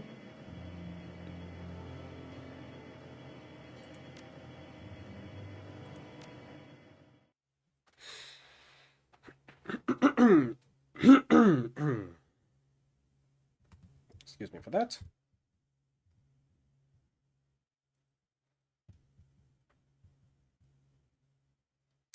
It's a short train ride to Gesundbrunnen. You exit the subway car, stepping out onto the old, grungy platform. The place is deserted, though signs of life are everywhere. A gaping hole in the ceiling filters cool, hazy light in from above.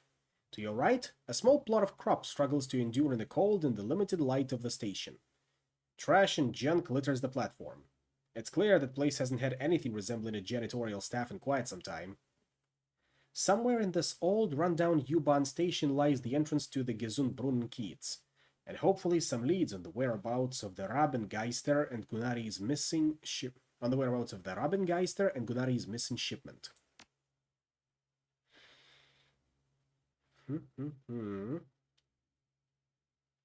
All right. Got the advanced medkit, the drone repair kit, all manner of drugs on me. And Blitz here will pick up the Bumona trauma kit, just in case.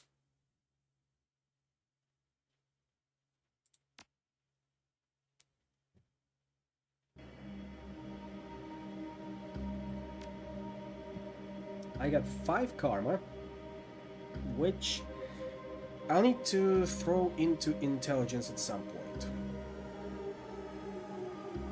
In the meantime, drone combat is the way to go. All drones get +2 armor. Perfect. The old fluorescent grow lights are barely keeping the plants alive. Almost no light from the surface makes it this far underground. How charmingly Metro 2033. The stairwell down looks to have completely collapsed. Minus the pigs, of course.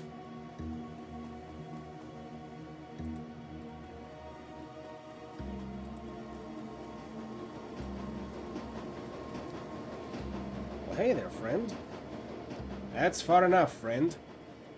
An older man raises his hand, squinting as you approach. To his left, a young orc shifts his weight, resting one hand casually on a pistol at his hip. Both are dressed in what might be considered uniforms, but it's hard to tell for sure. We don't get many visitors down here these days, and you'll forgive me for saying this, but, well, you don't really look like the type that usually comes through here. He looks fat, for one thing. Indeed. So what brings you to Gesundbrunnen, stranger? I'm visiting from the Rhine-Ruhr Megaplex, and my friend Hans said the market here is second to none. I had come to see for myself. Well, maybe a few years ago that was true. These days, well, it's hard times all around, I suppose. But you're welcome to go on in, of course. Customers are always welcome.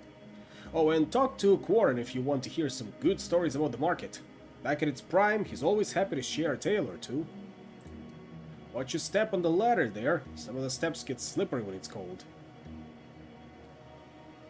Say, have you heard anything about a gang hiding out around here? A group calling themselves the Rabengeist. No. That's giving away too much. Thanks. We'll start asking those questions when we are down here. Man, I'm parched. You and me both, pal. However, the wine is still there. And I'm still giddy. There's Quarren.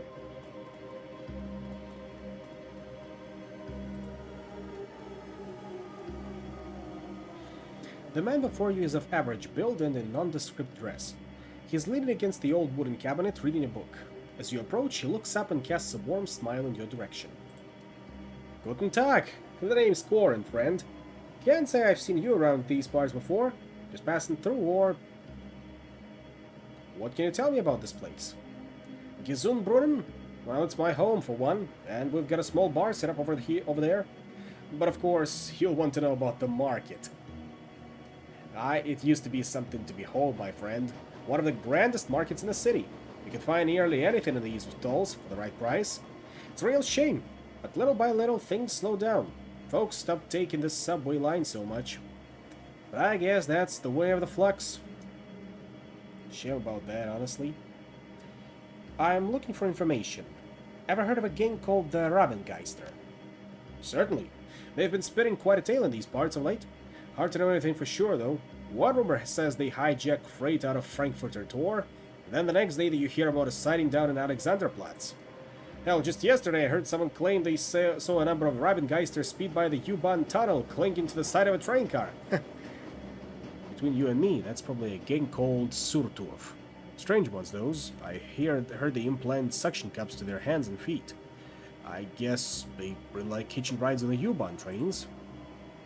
That's the Flux state for you, though. Full of the strange and unexpected. Thanks, I'll be going now. Let's look around the place a bit more. And who are you, Goldfish?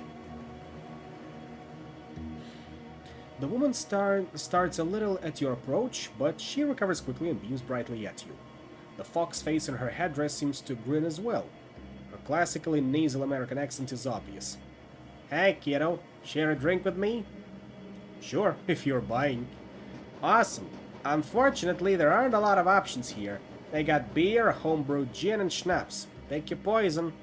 I've been drinking gin and tonics. Tonic cuts out some of the gas flavor.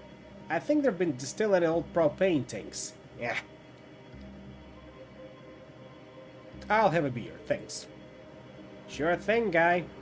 He pours you a tall glass of beer from a tap, the handle of which has long since broken off its advertising sign. It's warm, but has a good heart. Drink it.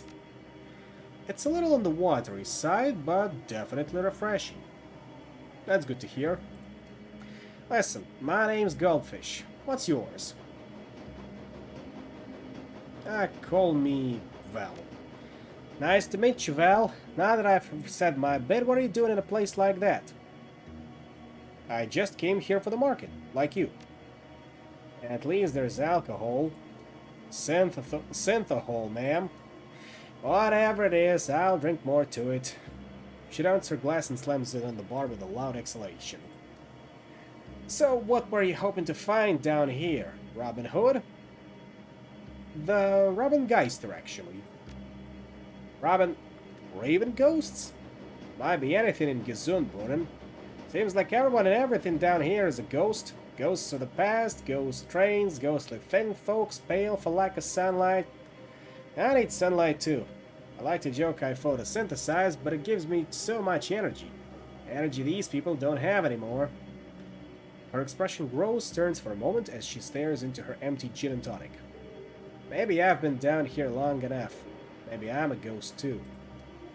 Alright, that's it, Fräulein. You're officially cut off. Your total is 36 new yen.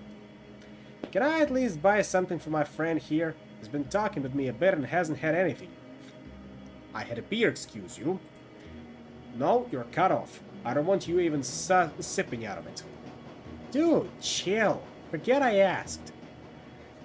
Sorry I couldn't get you anything else, but thanks for being a pal.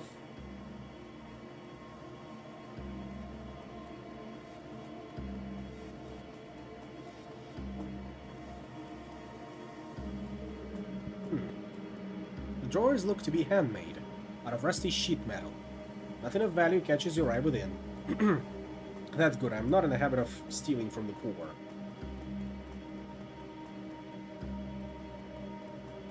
Where does this lead to? Surface access has been welded shut, probably in an attempt to keep security tight. A photo booth? I don't think it works. Besides, who would even want to take a photo in the subway station? An odd merchant, a shopkeeper, a militia captain, an old info terminal. Let's check that one out first. This appears to be an old U-Bahn information terminal. Judging by the system's design and current condition, it is quite old. As you approach, the machine makes a series of sputtering sounds as a dust-covered screen flickers dimly to light. Time since last update, 5207110522. Error, primary database not found. Restarting in offline mode. The screen goes dark as the machine begins to emit a bizarre variety of clicking and chirping noise sounds. After an indeterminable amount of time, the screen finally shudders back to life. Welcome to Gesundbrunnen Station. Please select an option from the menu below.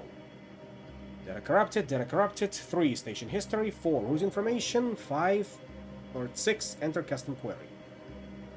3. You have selected station history. Gesundbrunnen Station opened on April 18, 1930 as the final stop around the U-Bahn's U8 line. It was designed by prominent U-Bahn architect Alfred Grenander. Construction of the U8 line began in 1914 under Allgemeine Elektrizitätsgesellschaft, but labor shortages and the First World War put the project on hold for over a decade. The eventual completion and opening of this home line between Neukölln and Gesundbrunnen in 1930 represented a major step forward in connecting Berlin's working-class districts to the city center. During World War II, many unfinished tunnels and stations around the U8 line were converted into air raid shelters, including parts of Gesundbrunnen Station. In the decades following the war, the station also served as an emergency fallout shelter in the event of a nuclear attack. During the Cold War, the U8 line continued to run between Neukölln and Gesundbrunnen, taking it under the wall and through past parts of East Berlin. The train would skip all East Berlin stations until it emerged on the far side, near Gesundbrunnen. Excuse me. Yeah, Gesundheit. Vielen Dank. Today, the U8 line continues to operate, carrying thousands of passengers through Gesundbrunnen station on a daily basis. In addition, the former bunker at this location has been transformed into a popular museum exhibit showcasing the history and development of Berlin's underworld. Please inquire at the information kiosk for current museum rates and hours of admittance. Route information. You start to press the 4 key only to realize that the key is missing from the keyboard. A thick layer of grime and dust rests in its place. I see. Let's see.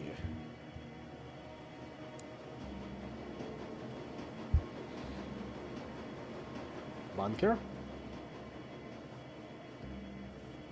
Now, what was the other one? I think I'll try to remember it at another time.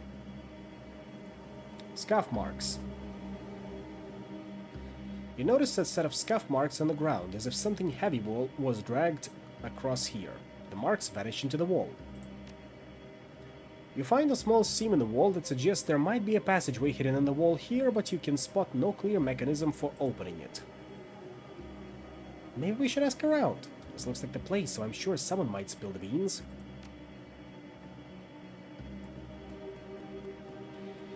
These crates don't seem to be part of the shipment that was en route to the Kreuz Bazaar.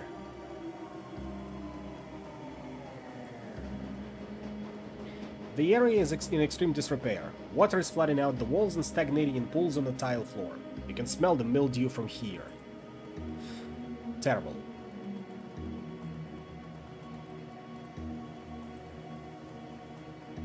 Absolutely terrible.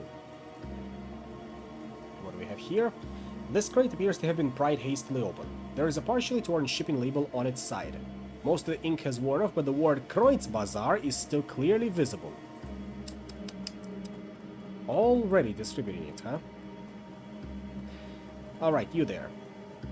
Hello there, newcomer. I have many exciting and rare weapons for you to peruse. Instruments of death of the sort you'll not find anywhere else in Berlin. Care to take a look around? Despite the shopkeeper's claims, her inventory looks decidedly poor. Most of these weapons appear rusty and in ill repair. A particularly cobbled-together pistol stands out from the bunch. Sure, let's see what you have. There it is, Slapdash Pistol. Made up of mixed parts from Ares, Cavalier, and Ruger pistols. 1,999 new yen. Damage 6, range medium, cap 14. Don't think it's worth it. See anything you like? I don't know. Doesn't seem... What's up with the shoddy-looking pistol? Exquisite, is it not? The work of a master craftsman who used to live here. Forged some of the finest slug throwers you'll find this side of the Atlantic. And at that price, a steal! It looks like some of those parts are hot glued together. As I said, the work of a master craftsman. A weapon made by any other would simply break after being fired. I don't know, it doesn't seem like there's much here that would interest me. Well, it's been lean pickings lately around these parts, and on top of that, there's the militia. They need most of the best pieces to keep us safe. Still, I've got some reliable weapons for home defense. Nah, not interested. I'll be going now, thanks. As for you here... Hi there, stranger. I've got a sale today. Interested in some rations, salvage, some home remedies? Just looking for information. Ever heard of a game called the Rabengeister? No. Can't say that I have.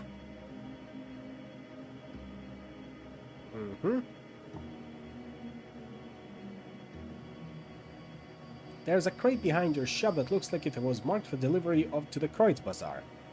You wouldn't happen to know anything about that, would you? No. I don't know anything about the crates. Looking for some backup? It's just us here, friend. Okay, look. Yeah, the Rabengeister came by yesterday. Asked me to move the rest of these medical supplies. Then they disappeared. I don't know where they went. I mean, Hey, I gotta make a living, right? Look around here. They leave me this kind of score? I'm grateful. Already sold most of the stuff less than a day. Plenty of folks around here in need of real medical supplies. Alright, I've told you what I know, so we're cool, right? I don't know anything else. Relax, I believe you. Times are tough. I'm sure these people needed that stuff. You're not gonna hurt me? Thank you, stranger. Not everyone's so understanding around here. Look, if you're looking for the Rabengeister, try the old information kiosk on the other side of the market. I've seen some people coming and going through there. Yeah, we figured as much. Still need the code word to open up the wall. So first things first, let's speak to that militia captain over here. The militia captain stands at alert, her eyes tracking slowly across the market before coming to rest on you. Guten Tag. You look like you've keep a close eye on this kiosk. Have you seen a shipment of weapons pass through here recently? No, I would have noticed that. I'm looking for a gang called the Rabengeister. Ever heard of them? No. And I wouldn't suggest asking questions about such things around here. Alright. Final question. Say, what's up with those scuff marks in the ground over there by that information kiosk? I wouldn't know. I'm not in charge of the cleaning around here. Hell, nobody is these days, the way things have been going. Hopefully our luck will turn sooner or later. It'd be nice to take some pride in this place again. Changing the subject, are we? I know you're hiding something back there. She stiffens. Then suddenly her rifle is leveled at your chest. Fine. I don't know who you are or what you're doing snooping around down here, but you'd better come with me now. Our leader's gonna want to speak to you. Her free hand reaches down to produce a thick leather blindfold. Who's leader? Come on, of the Rabengeister. It's clear you know that much by now. And what makes you think I'll come along? Her rifle remains steady. Look, I don't want to do this any more than you do, but we're not gonna let you keep sniffing around here. If you come with me, I'll guarantee nobody's gonna stab you in the back. I'll bring you safely to see the Rabengeister. Very well, I'll go. That's a smart decision. She reaches out to blindfold you and the world goes dark. Time for some negotiations. And possibly contract signing. This is the same man you met in the market, but the friendliness is gone from his face. In its place is a cold, unwavering gaze. You should have stuck to the market, stranger. If the Rabengeister wished to be found, would open a fucking cafe. And what do you want from us? Say your piece.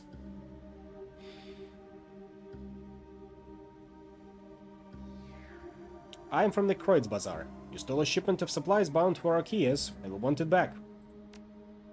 He stares at you down for a long moment, then breaks into a chuckle. Guess we were a little careless on that one. I figured with Monica Schaefer gone, the Kreutz Bazaar would be an easy score. So that's why you're here. You stole your supplies, you want them back? That's about right, yeah. Which I completely understand, stranger. Believe me. But unfortunately, we need those supplies more than you do. So I still have to graciously decline your offer to relieve us of your property. I can see things are hard around here, Quarren, but I have to look out for my own keys, and that shipment belongs to us. Not from where I'm standing. Look, there's no need for bloodshed. I'll tell you what. It seems like you know what it's like to look out for a Kias like this. It's not easy, right? But provided for these people, a hole like that shipment keeps Gesundbrunnen from going hungry just a little while longer. It's our home. These are our people. I suspect you feel the same about the Kreuz Bazaar. So, I'm prepared to let you leave. Just like that. Knowing you are a little secret here and everything. In return, all you need to do is walk away. Just walk away and forget this ever happened. What do you think, stranger? I think in the Flux, folks like us need to stick together. Why stay strangers? Maybe we can come to an arrangement that can benefit both of our Kieze. I'm listening. In the Kreuz Bazaar, my friend Altug has a series of data taps established to monitor nearby communications. You return our shipment, we'll let you listen in on those taps. I see. That's an interesting offer, friend. That would certainly let us scope out some more lucrative heists around here. Assuming the taps are reliable. They are. I checked them just the other day. Very well. I suppose that's worth the price of a crate of guns. Your medical supplies are already mostly gone, I'm afraid, but the weapons shipments is still being held in a locker at Frankfurter Tor. I'll have it sent back to the Kreuz Bazaar immediately. And you let us in on those data taps? Take the tunnel to the Kreuz Bazaar and talk to Altug. He runs a small cafe not far from the U-Bahn station. Tell him I sent you, and he'll set you up. Well, well. Maybe things are looking up around here. I suppose friends and enemies both can be found in strange ways here in the Flux. Glad we could have this talk. I'll be going now. You can see yourself out. Take care, stranger. As I suspected. Doesn't have to be this way. Deal with a Rabengeister gang without killing anyone. Feels good, don't it?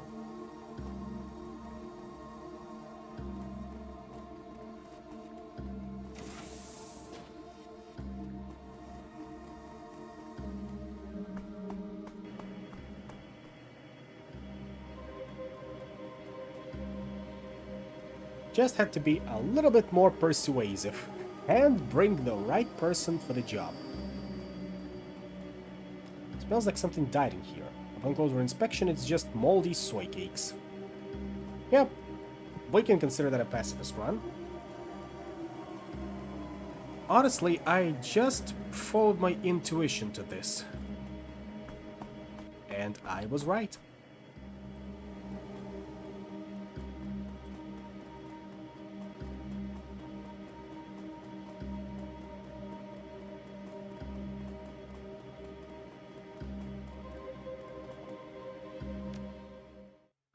Back to it.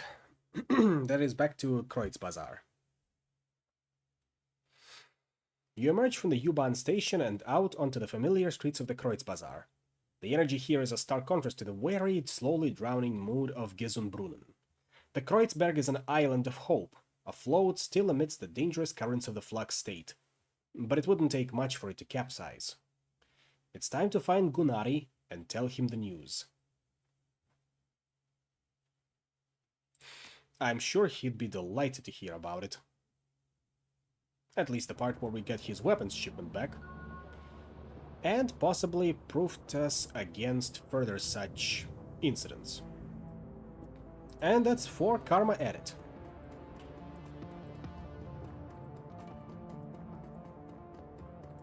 There he is, Gunnari Medbach. Welcome back. You need some weapons? Some ammunition, perhaps?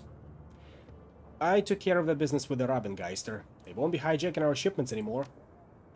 A faint smile plays across the normally taciturn merchant's face. Yes, this much I know already. The missing shipment arrived just before you did, though I barely caught a glimpse of those who delivered it. How were you able to manage that? I made an arrangement with their leader and they agreed to return the weapon. And you've accomplished all this through diplomacy? Interesting. It is, well, it is not what I would have done, but perhaps that is for the best. Here is your payment, as promised, and should you need any new weapons, thanks to you, I have some new merchandise available. What do you have, actually? A Ruger Super Warhawk. A modern revolver that sacrifices ammo capacity and combat options in exchange for massive stopping power. Savalet Guardian with a Smart Link, and Browning Max Power with a Smart Link. Cavalier Deputy, Harry's Predator, Cheska Black Scorpion, also with a Smart Link. Any outfits? Armored Vest with plates, +1 close combat and +5 HP. And Light Security Armor. 6 armor, +10 HP. What are we currently wearing, by the way? I almost forgot to check. We got us a ballistic cloth suit. 5 armor +2 charisma. Perfect for us, I'd say.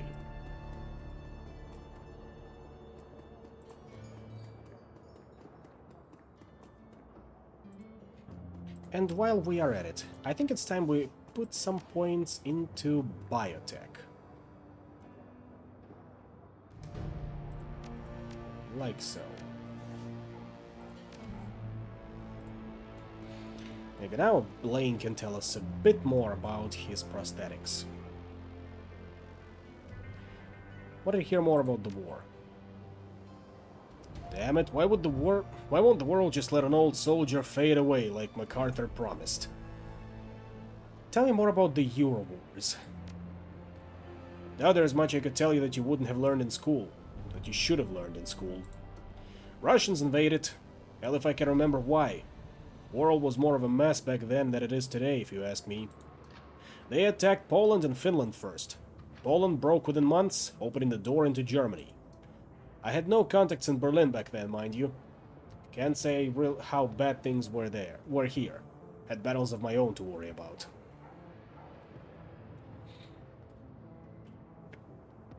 Yeah, the Euro Wars were definitely a thing. Russia basically went communist after that. Or at least neo-Stalinist, if I recall correctly. You were military? Where do you serve? Back home with the Finnish Defense Force. Jaeger Brigade. The Russians thought to come at us from the north as well as the west, through the Lapland, thinking us weaker there. They thought wrong, and the snow was painted pink on both sides of the border. I appreciate the effort you're making, but you've got some big shoes to fill around here. I just do what the job requires. It ain't a job. Sooner you realize that, the better. Nothing stays secret for long in the F-State. The flux demands transparency. The truth will always get out. And the truth about Monica's death is now on the breeze, flowing through the streets of Berlin. Next come visitors of uncertain intent. Some may just be bottom feeders, sniffing out after leavings of the dead. Others will be hunters, looking to exploit a leaderless tribe. Well, I say again, because first they did go communist first, back in 1917, if you recall. In October. That's why I said again. However, that would be the first time they went neo-Stalinist. Let's put it that way.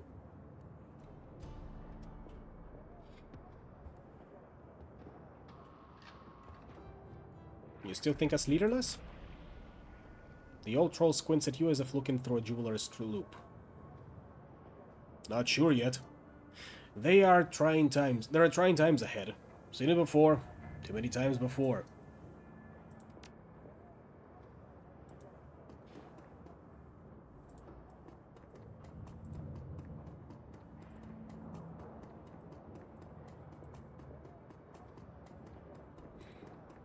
Kami, my favorite information broker. Got anything new to say? Hey there, Altuk was just telling me you were around. I was wondering if you might be willing to trade a story or two. Alright, you first. What's the deal with you and Altuk? Well, the whole ears and hands thing, plus the barista junk. I knew that already. Well, alright. I suppose I've heard a lot about you around the Kreutz Bazaar. It's only fair you know a bit about me. I never really went to school. Pretty much been a street kid as long as I can remember. And there was so much to learn from people outside of school that I never really bothered.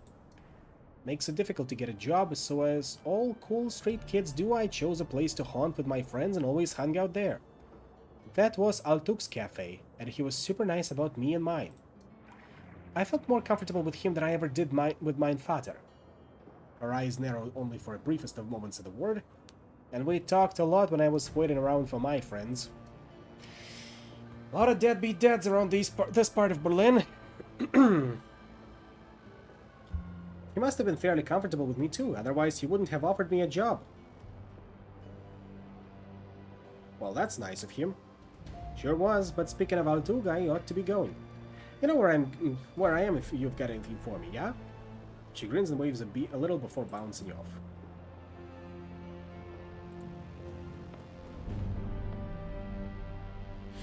Oh, and also going back to Russia a little bit, don't you worry, they also lost Yakutia to native uprisings. Yakutia itself, however, is a bit of a shithole.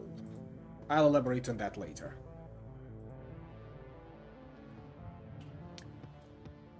Altug, I sent a man named Quarren to talk to you. I told him he could have access to your data tabs. You did you? A bit presumptuous of you, is it not? Quarren and his gang have been hijacking shipments bound for the Kreutz Bazaar. So we made an arrangement. He listens to your taps, they leave our goods alone and steal from our enemies instead. Everybody wins. I see. Well, that sounds like a tidy little arrangement you've made then, Effendi. The kind of arrangement I might have made myself. This kind of arrangement Monica might have made. I will honor your promise then. Quarren and his gang shall have access to my data taps, save for those that listen in on the Kreutz Bazaar itself. Ah, not that such tap exists, mind you. No, of course not. Now then, is there anything else Buragazi can do for you? Just killing time. I'll be going now. Luka Dwyer is still staying there, and I am content with letting him sit there. Now it's time we hit the Yazzies.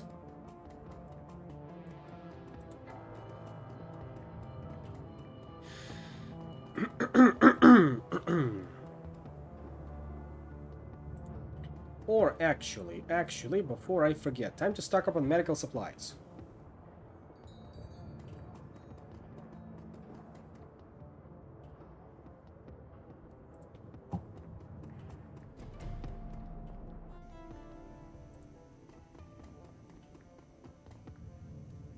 Dr. Askabel, show me your wares.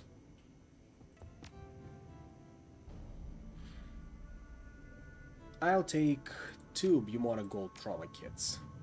Thank you. Which means I think I am going to get rid of Hyper.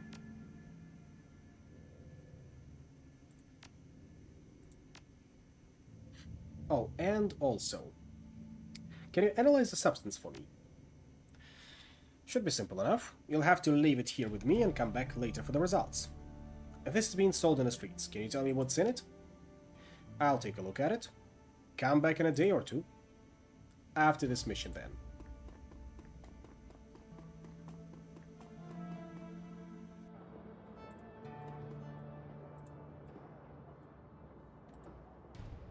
So, where was it? Ah, there it is. Russia is Soviet again after mysterious assassinations of USA, UK, Israel, and Russian leaders. This time switches places with Germany pretty much reenacting European part of World War II, which ends up with mysterious HQ bombings and assassinations of high-ranking officers on both sides by a third party. That was the outcome of Euro Wars. Assemble the team and travel to the OTK international offices to tap Knight Aaron Communications in preparation for your run against ADS Technology. Once again, Blitz, you're with me. Same for Eiger and Glory. This should be quick.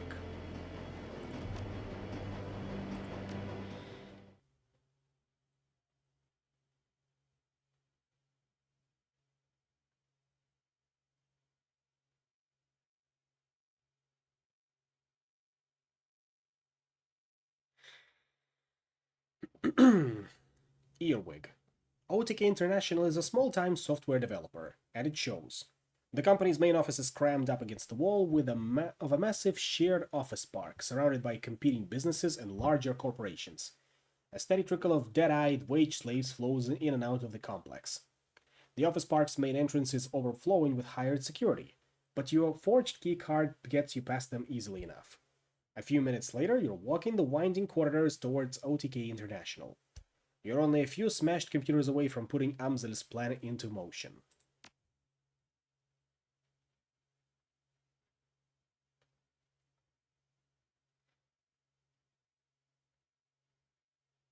Mm-hmm.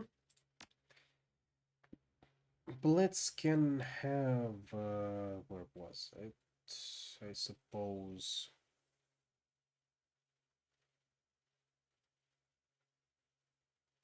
a flashbang grenade? Iger can have the HE grenade and phosphorus. And Glory is good.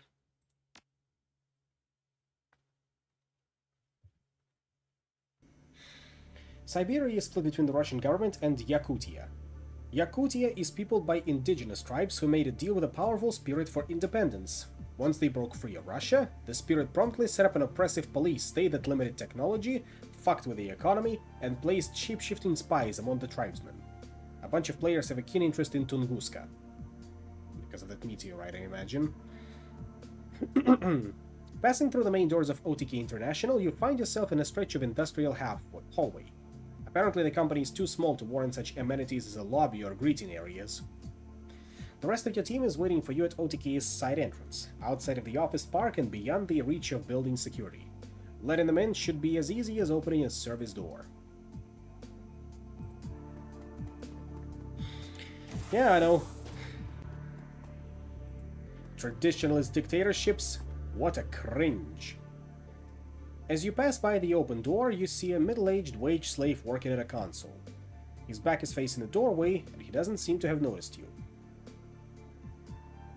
What could go wrong? Let's approach him. You step into the room and make your way toward the wage slave.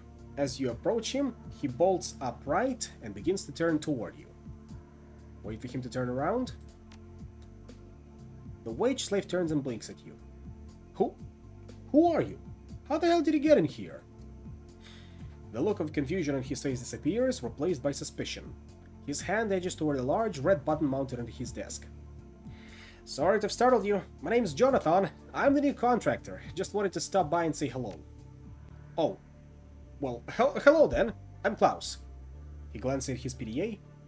Good God, I could have clocked out an hour ago. Well, pleasure meeting you, Jonathan. And good night. Good night, Klaus. We are civilized people, yeah? No need for violence when you can just talk your way out of things.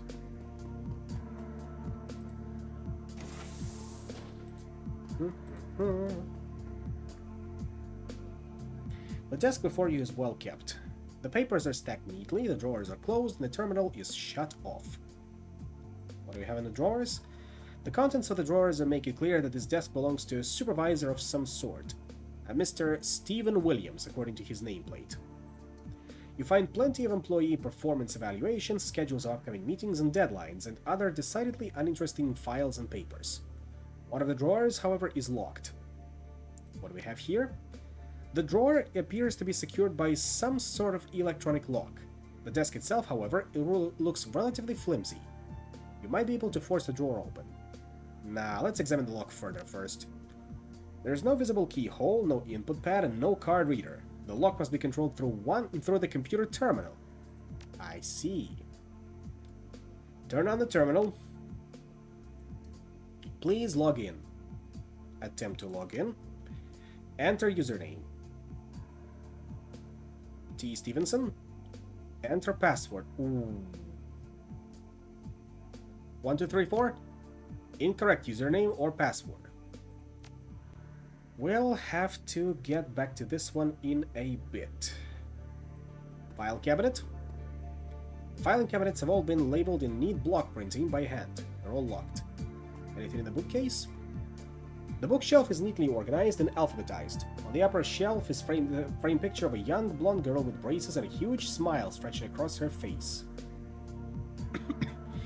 The board is arranged with a grid of names and tasks, most of which seem to be in the completed category.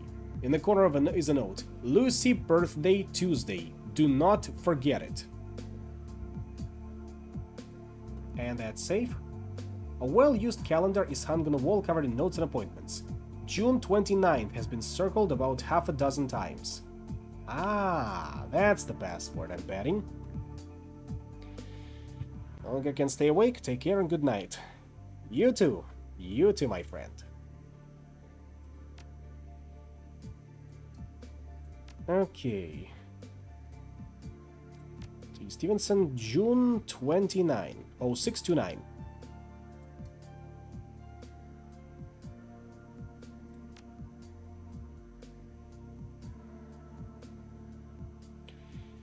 What was it?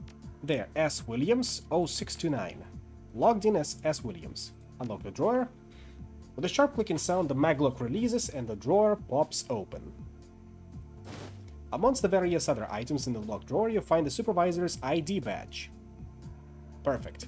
Just what we needed.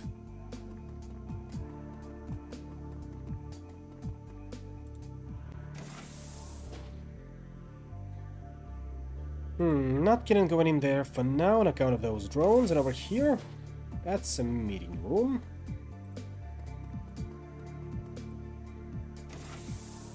And this should be the executive suite. That's for the Decker to check in.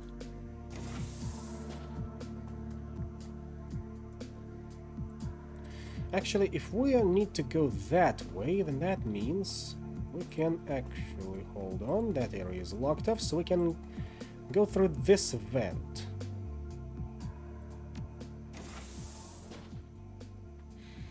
Hold! This is a restricted area! The guard raises his weapon. His voice is brimming with excitement. Show me your ID! Now! I don't have a company ID. I was sent here by Night Errant Dispatch to check on the status of the patch. Dispatch? The guard sounds both confused and frightened. Look, it's my first day, but the captain didn't say anything about... I don't question dispatch, son. They say jump, I jump. But look, you wanna get out of my way? I've got a job to do. After a long pause, he stammers out a response. Yeah? Yeah, okay. He steps aside mumbling to himself. Like you said, they say jump, we jump. Go ahead and do whatever you need to do, but don't leave this room, will you hear? I want to keep an eye on you. Don't worry, I won't.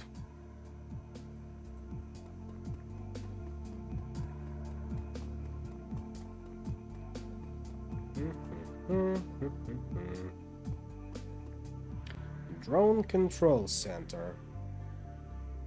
Hey, what do you think you're doing? I told you that those doors were off limits. Ease down, I'll do what I need to do from here.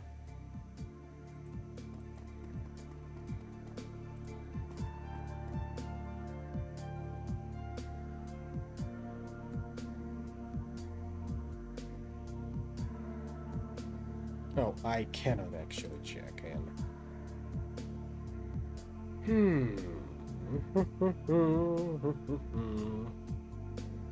This might be a problem.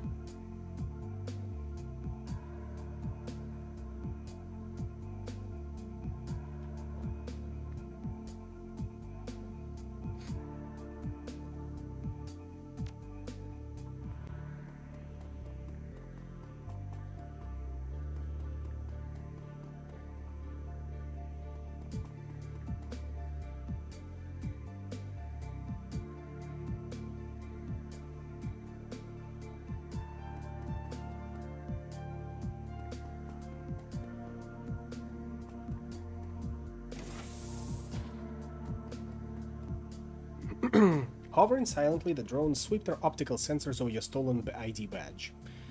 A few seconds later, a synthesized voice chirps out of the nearest drone speaker grill. Level 2 authorization detected. Proceed. Well, I'm leaving, but thank you.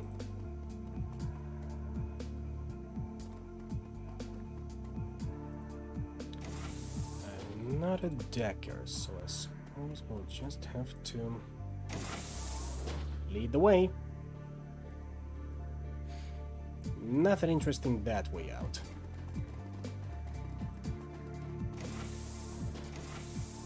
Standing in the hallway is a janitor, a tired-looking woman in her mid-30s. She's staring at you, her eyes wide with surprise. You can't help but notice the alarm panel set into the wall just behind her. With a flick of her wrist, she could make your job infinitely more complicated. "Oh, excuse me! You startled me there." A look of confusion crosses the janitor's face as her eyes lift from you to your teammates to the door that you just let them in through.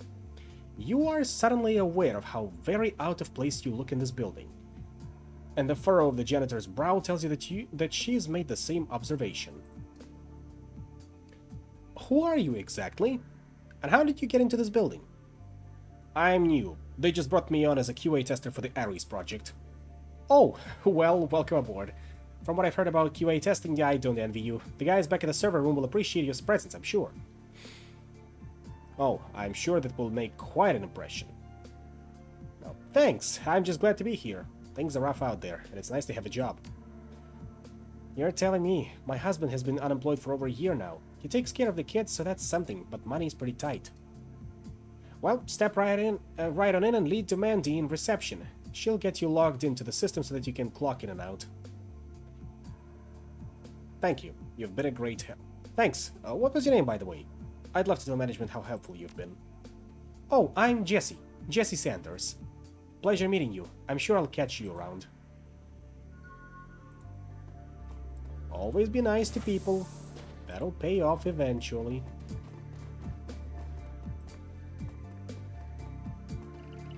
Select a decker to jack in. Blitz! Blitz, blitz, blitz. You're up.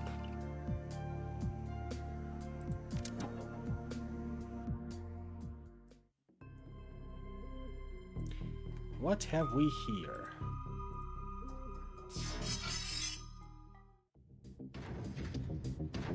White Sparky and 2 simple white icy.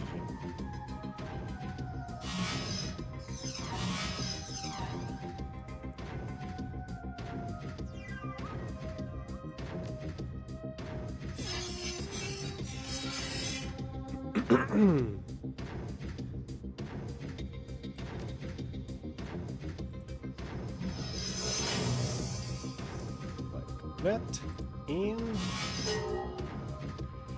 I'll be done with them soon enough.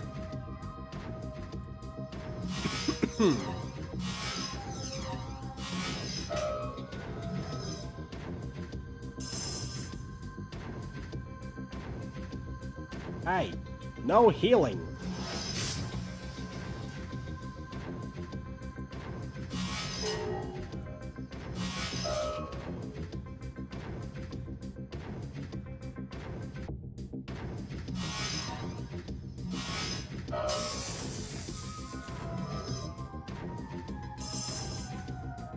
I said no healing.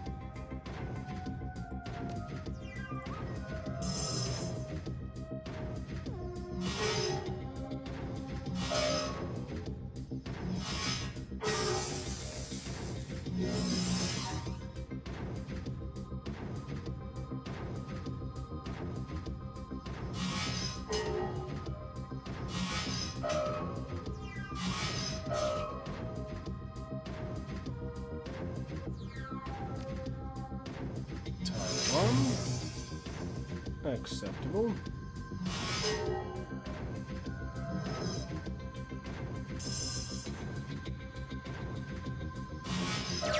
All right. Get that executive door open.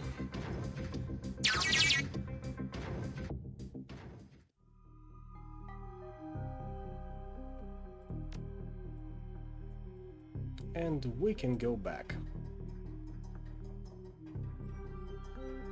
Before they notice us.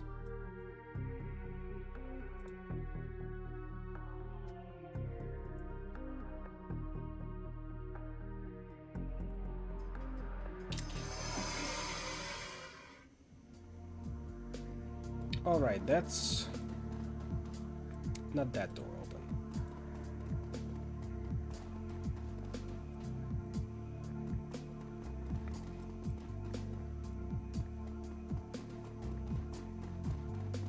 Let's do your magic once again.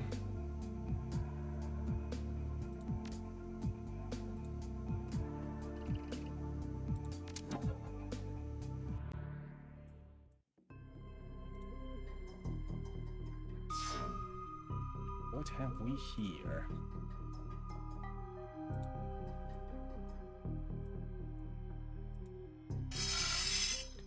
Of course, that should have been expected.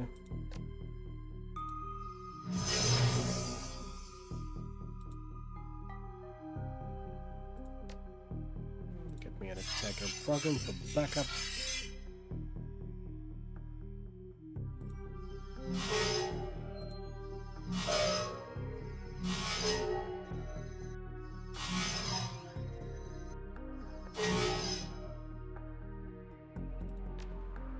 Get out of there, sir.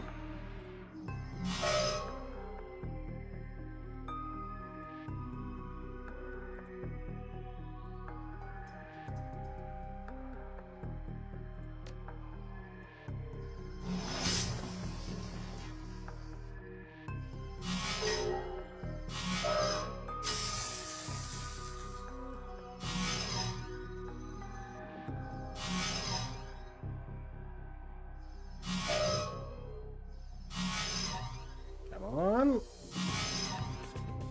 Final shot.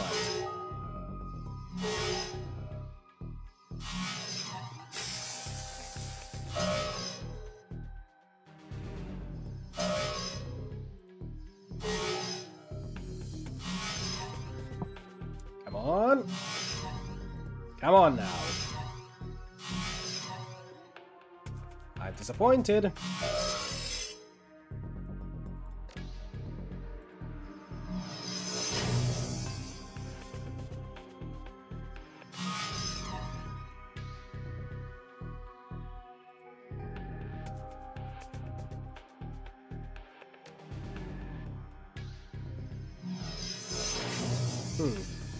Fine.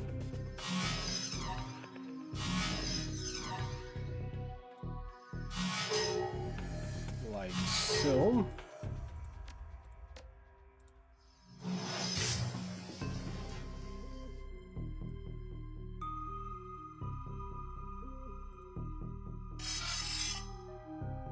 More ice, huh?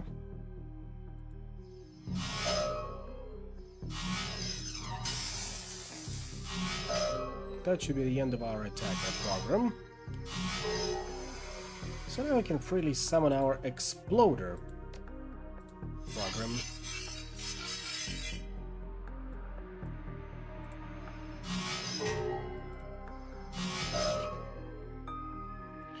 What can you do? Of course you can explode.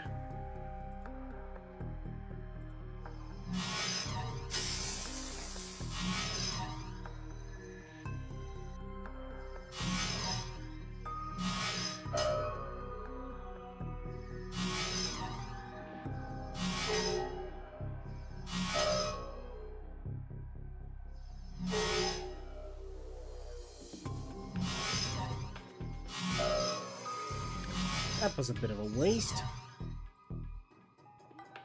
Shouldn't have hesitated to blow it up.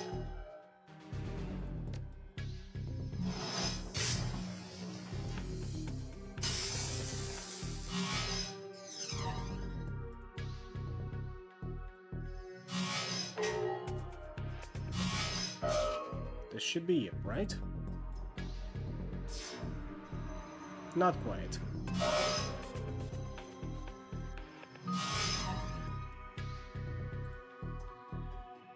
There's another ice.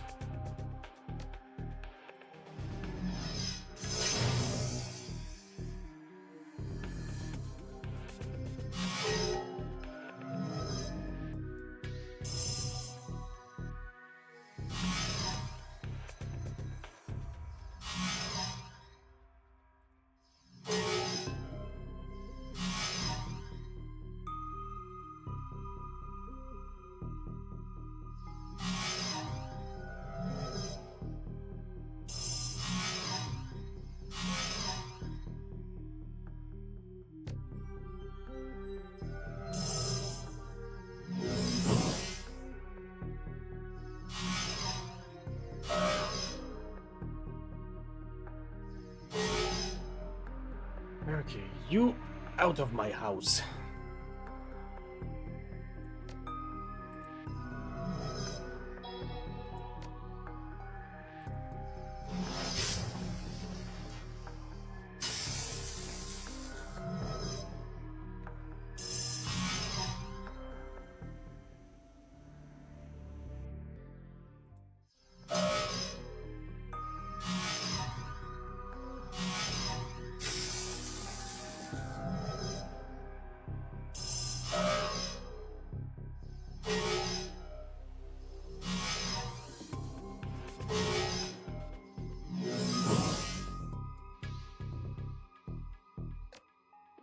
Heal up. Give me another erosion on this semester. And keep blasting at him.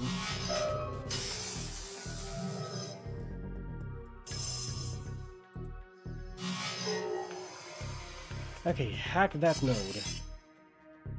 Come on now.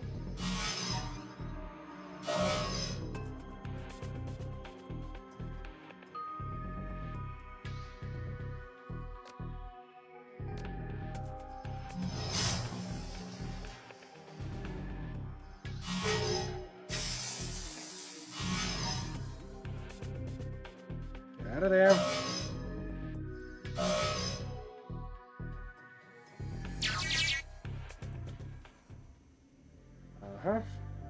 That one's done. Destroy the comlink software.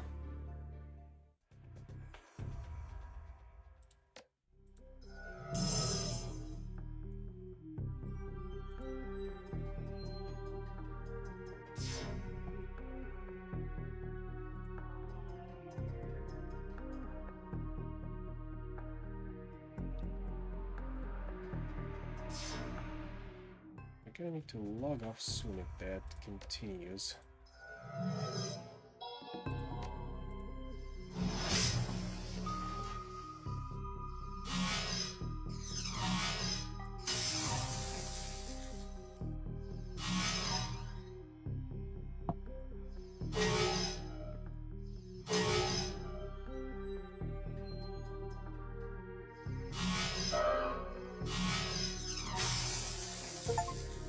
Wait for it. Kill an enemy with damage over time.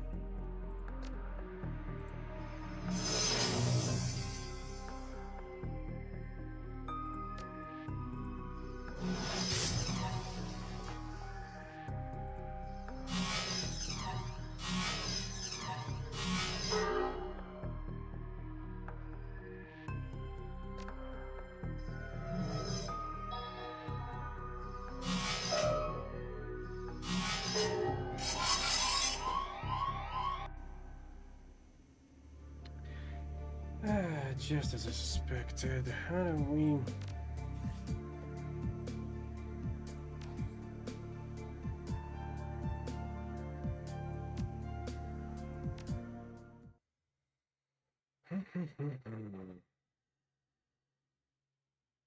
Should have probably logged off for a little bit.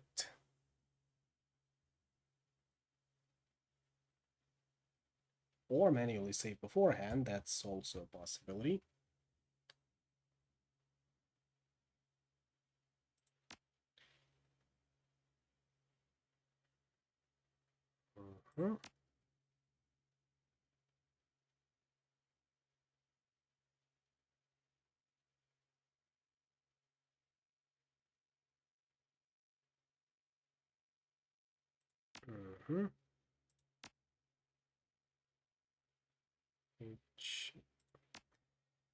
Chain grenade and nitro.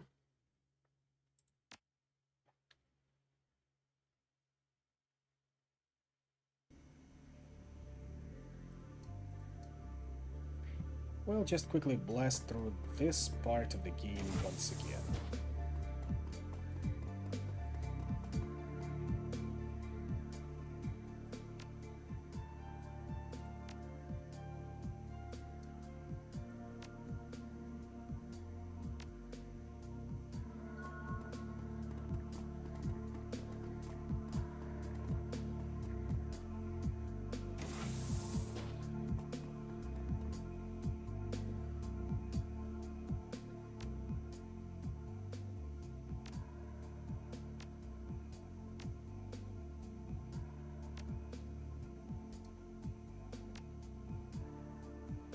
S. Williams, 0629.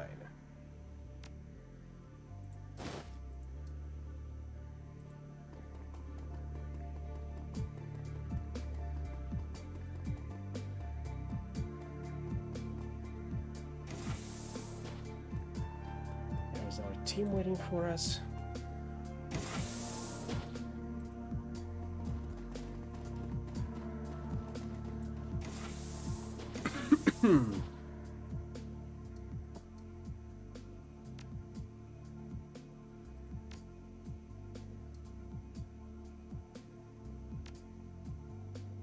Jesse Sanders. I'll try to remember that name.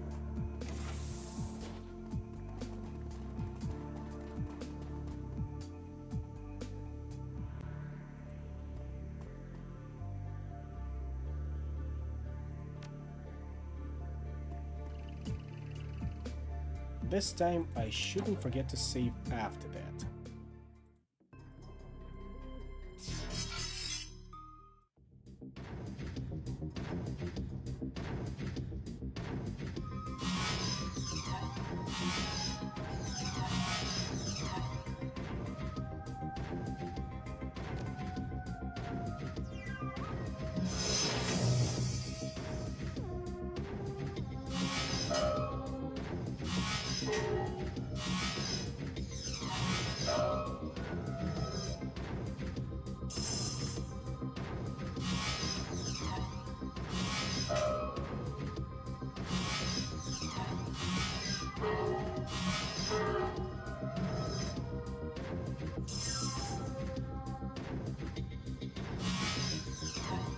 On now.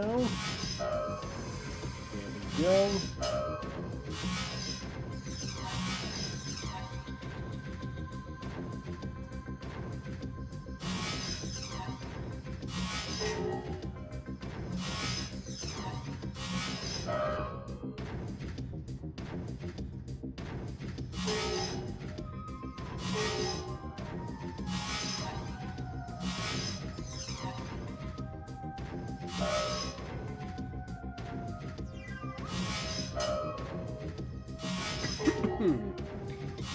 One more shot.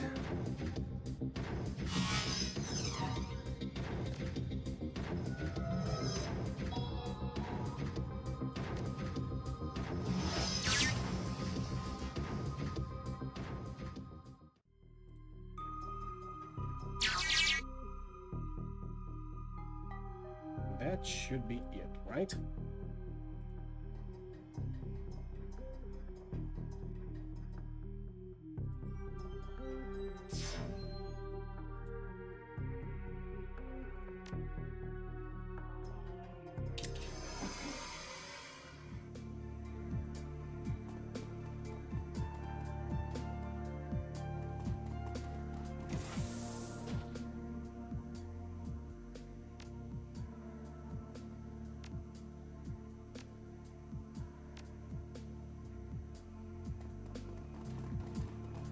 All right. Now, before I continue,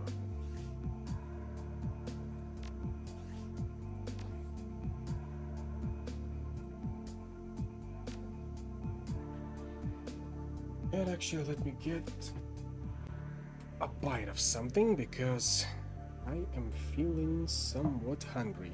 I'll be right back.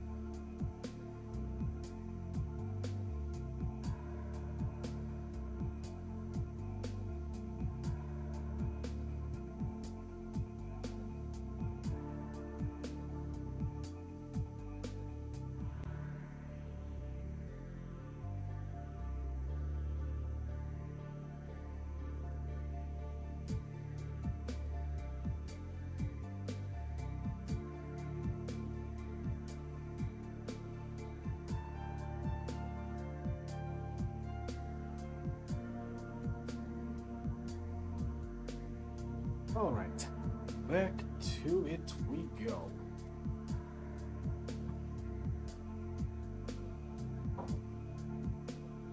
Yeah, of course.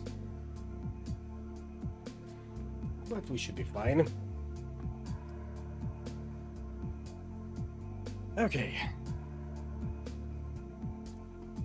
Get into position, everyone. Blitz, you're up.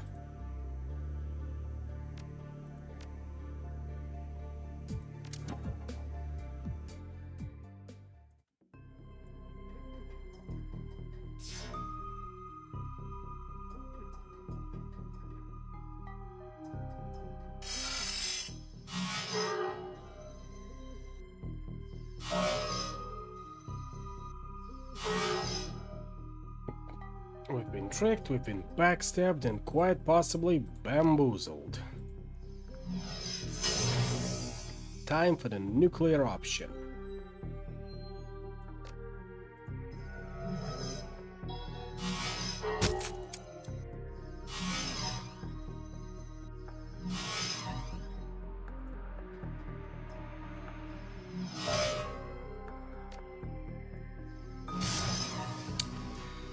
Hate it when you miss at practically point-blank range.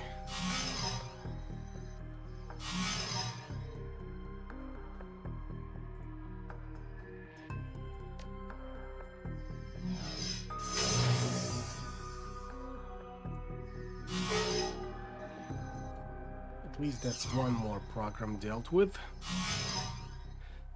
Let's see, 1, 2, and 3. Acceptable. 1, 2, heal up.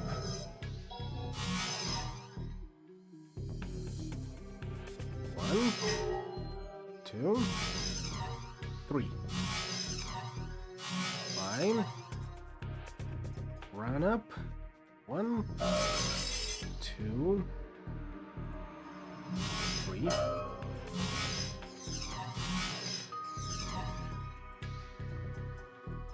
1, 2, 3.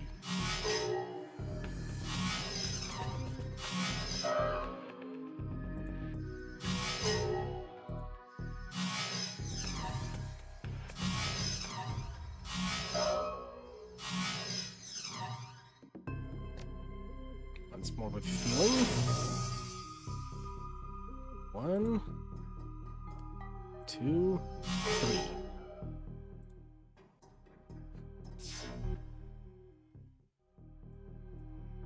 Inside, deal with those bozos.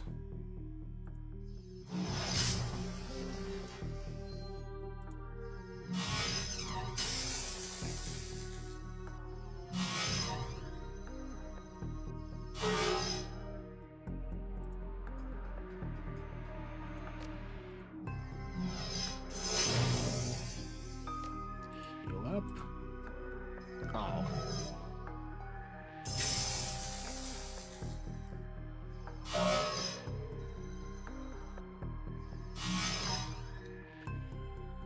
Once again, heal up. Deal with that ice.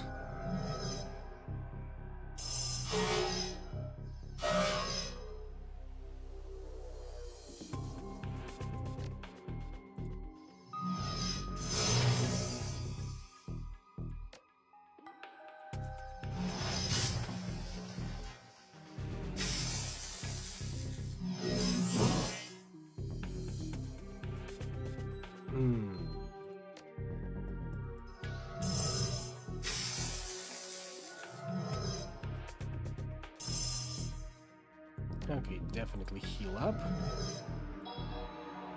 Now apply erosion once more. And keep on shooting. That should work out.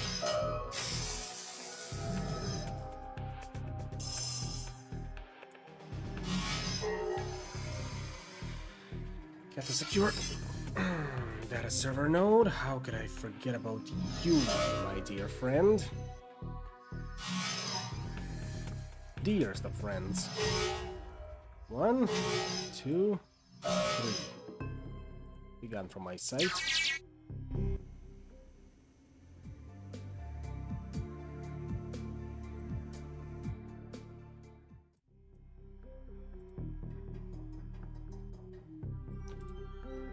Time to look out for a little bit.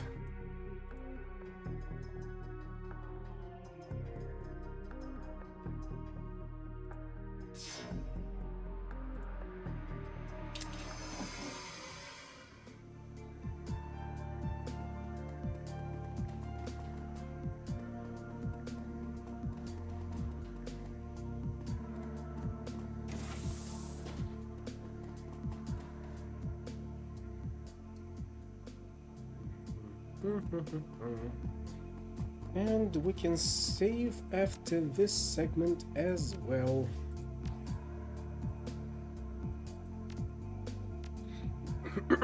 Yep, overwriting save.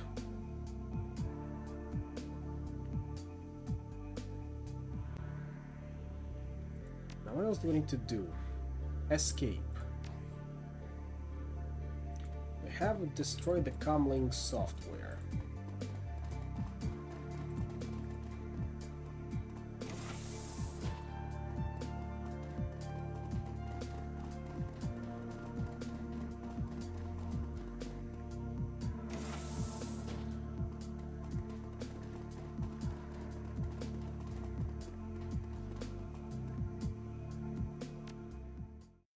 On to new location we go.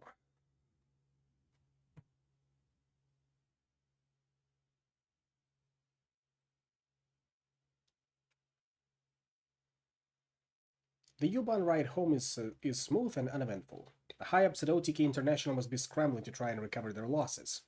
It's only a matter of time before they make the call and Amsel's compromised data is uploaded to Knight Errant's comlinks.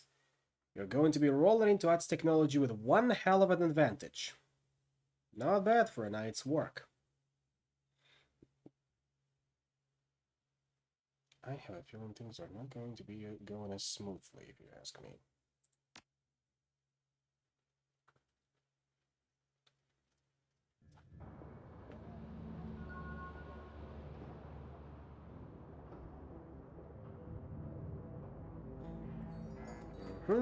And now we can talk to Amsel about this.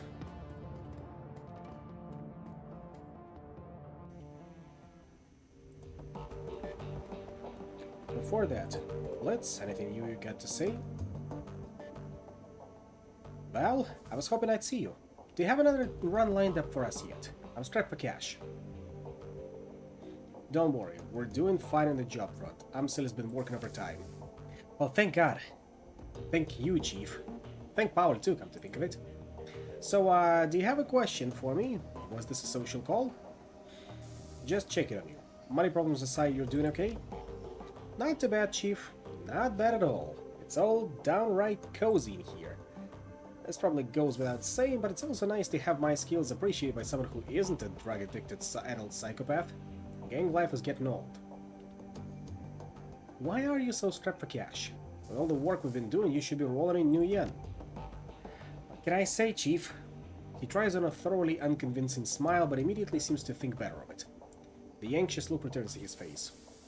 I have expensive tastes. How expensive are we talking here? Even if you had a raging cram habit, I think that you'd have at least some money left. Expensive. Truth be told, I'm in debt. In debt? To who? No offense, but this is getting a little too personal, Chief. My debts are none of your business. If some bookie sends his thugs here looking for you, it's going to become my business. So talk. Now. Alright, fine. First off, you don't need to worry about anyone coming after me. My debts are to a bunch of old contacts. If I don't pay them, I'm gonna lose them, and in this line of work, it isn't smart to burn bridges. Second, before you ask, those debts are for services rendered. I was at a tight spot, I needed some help, and I threw around a lot of IOUs to get it. Third and finally, the trouble I was involved a girl. I'll tell you about it if you ask me to, but we're verging deep into personal feelings territory. So if you don't want to hear me sob over my ex-girlfriend, you'll drop the subject now. It's up to you, so it's up to you, Chief. You really want to go down this road?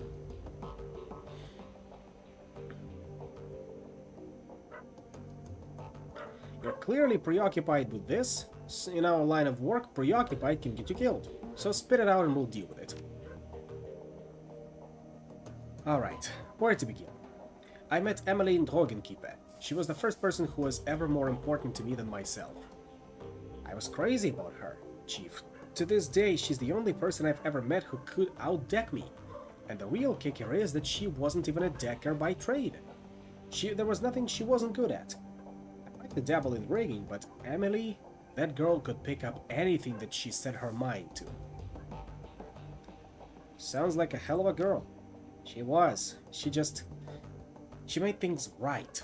No matter how stupid I was, no matter what I got myself into, she made it right. I don't think much of many people, Chief. Emotional attachments aren't really my thing. Love seems like a diluted word these days, so I won't waste it on Emily. Let's just say that she was important to me. And then I lost her. I didn't know what was happening. It came out of nowhere. One day she was just gone, along with most of my decking gear. The only explanation was a handwritten note on old-fashioned paper. Leave me alone. That was it. We'd been together for years and that was all, and she left me. That and this beat-up old cyberdeck. Naturally, I freaked. We'd had our share of arguments, but we'd never had a huge blowout or anything. I couldn't think of anything that'd drive her to do a thing like that. Mostly, I felt hurt, so I searched for her, in the real world and in the Matrix. And when that turned up nothing, I started tapping my contacts. That was when I started racking up debt. And so, did you find her? No, she's gone, Val, without a trace. I looked high, I looked low, I poked into everything I could think of, and my contacts did the same. She's gone, Chief. At this point, I've accepted that, but I still have to repay those debts. I'm surprised you've given up so easily. There must be some place you haven't looked. I don't know, Val. I really did look everywhere, and at great personal cost. If she means that much to you, you owe it to her, to yourself to try. Yeah, you might be right. Fuck. I thought I was done with this. But you're right. Without some kind of closure, I'm never going to be at peace with this.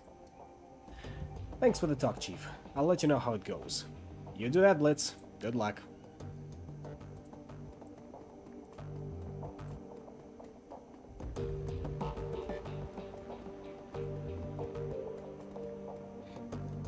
Any new DVDs we got? Yeah, third DVD. Track 1. The display goes blank for a moment, then the face of Green Winters winks onto the screen. The timestamp on the video reads 2042-08-05. I was thinking about Adrian today. Not as he was when he disappeared. Not as the fabled Dragon Slayer or the big-time CEO of Deal Defense. I was thinking about when we were kids. Well, I was always more of a kid than he was, of course. He's 15 years older than me. In a way, he was more like a parent than a brother. So I was thinking about this time when we were on holiday. Our parents took us out on the island of Poel to enjoy the beach. I must have been about 5 years old. Adrian was 20. It'd be his last family vacation with us. A year later, he'd begin his meteoric rise to fame and fortune. But on this trip, he was my brother. And when I fell out of the little paddle boat that our parents rented and started sinking fast into Baltic, he was the one who dove in to rescue me. You saved my life that day, Adrian. I love you forever for that. And I will find you. I owe you that much. Track 2. 2049-0606. Found an old news article that mentions Adrian from way back in 2036. It was printed in a financial magazine called Das Finanzwesen.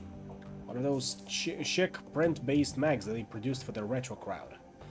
There aren't any clues in here, but it's good to see someone else acknowledges his existence. He clicks an off-screen button and the image of Winters disappears. It's replaced by a digital scan of a magazine art page. SK stock suffers imposed buyout brain drain. November 12, 2039. In the aftermath of the Dragonfall's hostile takeover of Zader Krupp... Let's see it. Schwerindustriegesellschaft, SKI, a continuing brain drain of high-level executives is causing ongoing worry among company shareholders. The company's stock took a major hit when Lofweer deposed former CEO Wilhelmina Graf Benoit last August. 3 months later, long-held power positions within the SKI empire continue to empty as the Dragon consolidates his power base. The most recent casualties of Lofweer's takeover include Alexandra Kobayashi, former COO of Zader Munitions, Matthaus Donner, former treasurer of Ruhr Datafax, and Werner Harding, former CEO of Deal Defense. Harding stepped into the role to replace Dr. Adrian Vauclair, who disappeared under mysterious circumstances 2 years ago. Winters' face winks back into the screen. So there you have it.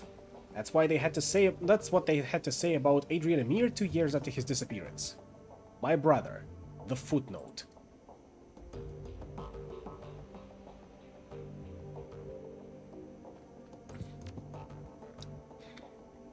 While this track does load, it's clearly corrupted. The screen fills with a meaningless stream of text.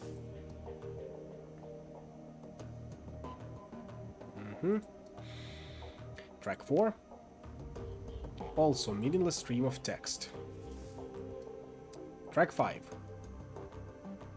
A few seconds later, the screen fills with text. From the desk of Werner Harding. 2034-0910. Dr. Vauclair. It is my sad duty to inform you that, by unanimous vote of the Aufsichtsrat, your position as CEO of Deal Defense will be terminated at the end of this calendar month. Your continued misallocation of company funds to pursue personal agendas cannot and will not be tolerated any longer. The supervisory board is not unsympathetic to your mental state. The trauma that you endured during your pursuit of the Dragonfall must have been enormous. But your continued obsession with the dragon, the dead dragon I might add, has proven a negative influence on this company and an unjustified drain on company resources. The board wishes you all the best in your future endeavors. We have prepared a generous severance package to assist you in this time of transition. If there is anything more that we have to help you, please don't hesitate to ask.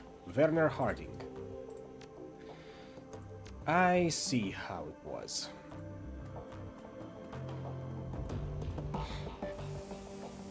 I'm curious, Dietrich. Why did you switch from fronting a band to running the shadows? Honestly, working the stage was getting boring, boss. Spitting and screaming at the world was fine and good when I was a kid, but it just didn't do it for me anymore. The Dragon Slayer wanted me to fight a real enemy, so I left the band behind and turned to the shadows. I don't know, guess I figured that'd be the best way to find one. Considering current events, I'd say that you're not wrong about that. Yeah, I guess not. Feels kind of daunting, truth be told, but it's exciting for all the same. I've been looking for a worthy adversary for a while now. It's kinda satisfying having a whale to chase. Dietrich, you do know that the white whale killed Ahab, right? Yeah, of course I do. But it was a hell of a fight, wasn't it? How long have you been looking for a real enemy? Not too long, ever since I took down the last one. Last one? Of course, I might be able to sit around feeling pleased with myself if I followed the Creator or the Moon Maiden, but the Dragon Slayer ain't that kind of idol. If I'm not drinking, I'm fighting, and if I'm not doing either of those things, I'm looking for a bigger, better fight to get in next time. Dietrich produces a flask from his jacket pocket and raises in salute. It's a remarkably simple code to live by. Who was this last one? Gang boss. A great big orcish bastard called the Wildschwein. Led the local chapter of the Horde. I'd had my sights set on him and his for a while. They hurt a lot of people and I figured they'd pose a challenge. I wasn't wrong about that, but I took him out in the end. Dietrich, When does this pattern end? Well, boss, the way I figured it, it'll end when I pick a fight I can't win. Might be this one, maybe the next. It's hard to top a great dragon. But that's the way the dragon slayer wants it. But who am I to refuse him? That's enough talk for today, boss. Besides, you've got other things to do, I'm sure. Thanks, Dietrich. Iger? Do you trust me, Iger? Yeah. Yeah, I do. You've earned that much. I haven't always agreed with your decisions, Val, but you've proven your competence. It's only fair for me to acknowledge it. Then tell me what happened to your team. This again? Why do you even care?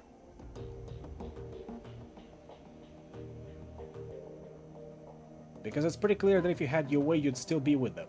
And a good leader places a priority on knowing his team. Alright, I'll tell you. I suppose that you deserve to know.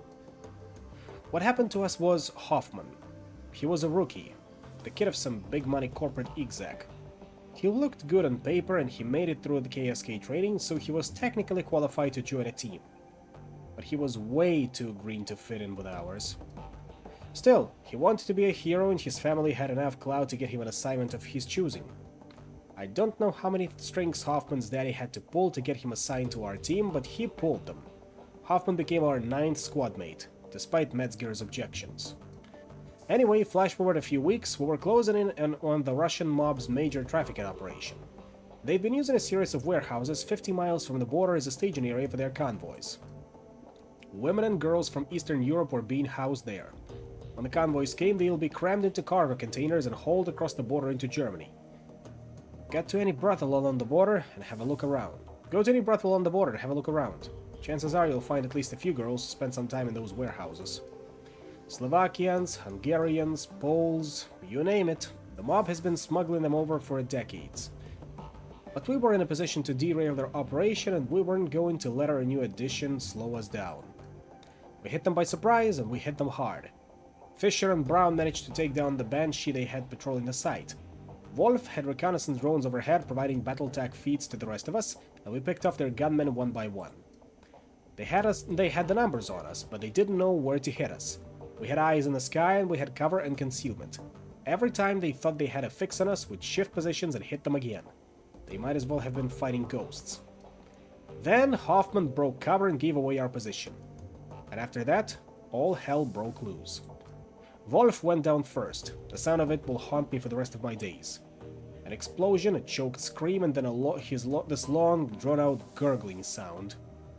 When he died, his drones were down with him, and there were too many hostiles to track without them. I'll spare you the gory details, Val. Suffice it to say that my team was wiped out. I watched Metzger die. I took 3 runs myself. Had to drag myself back across the Oder-Neisse line into Germany. I almost died. So that's the story. My KSK career died with the rest of the team. Our mission was illegal after all. Off the books. There was no going back for me, so I wound up here. Did that tell you everything you wanted to know, fearless leader? Are you satisfied now? Yes, thank you, Iger. So, tell me, what's your takeaway from my tale of woe? I figure that you've got to have one. When Monica died, you blamed me because I was new to the team. But I'm not Hoffman, Iger. Yeah, I know that. And you're right, to a point. I might have judged you too harshly because of Hoffman. But everything else that I said was justified. Giving you command of this team was a hasty decision, made for the wrong reasons. I stand by that assessment. But between then and now, I've been watching you like a hawk. And you've grown, Val. You weren't the right choice to lead before, I still believe that. But you are now. Thanks, Iger. Good talk. Until next time. Val, need something? I'd still like to know more about that chrome you're sporting. That's not a story I'm interested in telling out of context. If you really want to get into it, we're going to need to go back. Way back. I'm not sure that you want to do that. Everything still okay with you? You never need to worry about me. I'm fine. You say that you'll give me the answers when we talk about your past, so let's talk about it.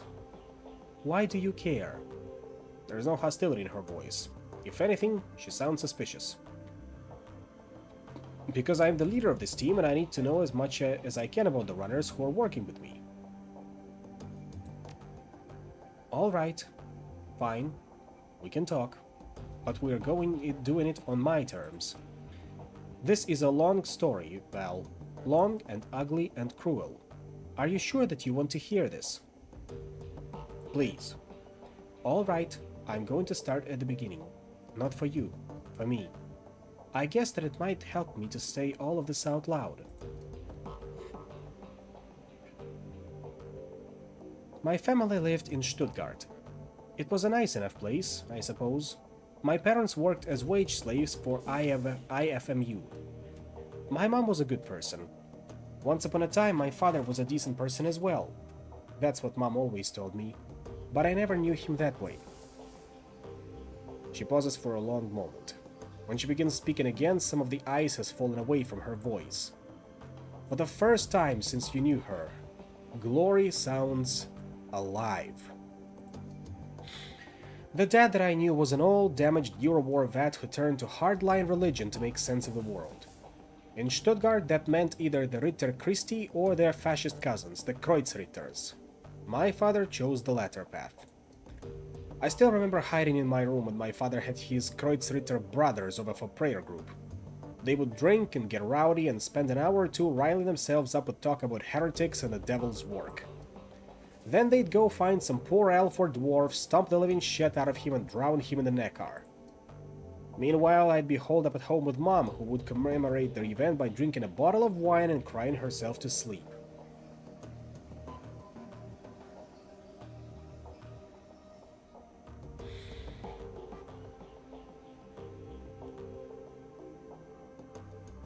I'd like to get my hands on your dad and his Crusaders, see how they like pushing someone who can push back.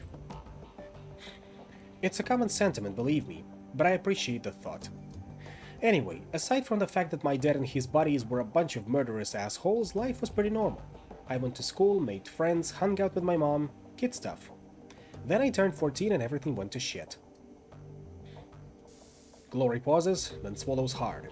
Ever so slightly, her cheeks flush red. Suddenly she looks self-conscious, as if she just snapped out of a trance. As quickly as it came, the flush of the emotion disappears. Her voice frosts over. I don't want to talk about this anymore.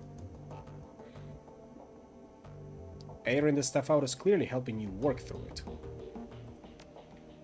Yes, it is. But I am not going to be able to get through this in one sitting. You need to understand that. Now, let's get back to the job at hand, shall we? Okay, got you. Anything new?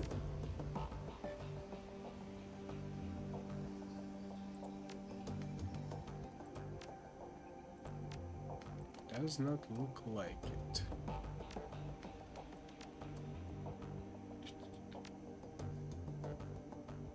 Pending active jobs, pending pharma cleanup job.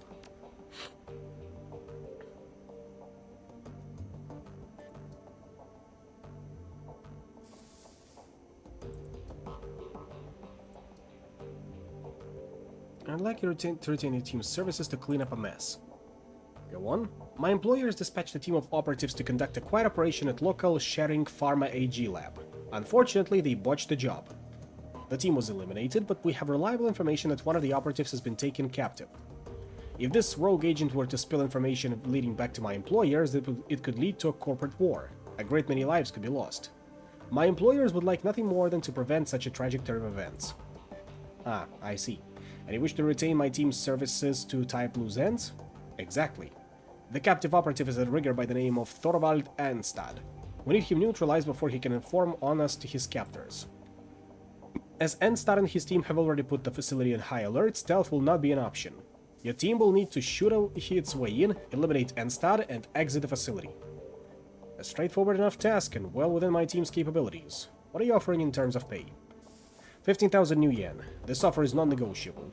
Very well, I'll pass the offer on to my team.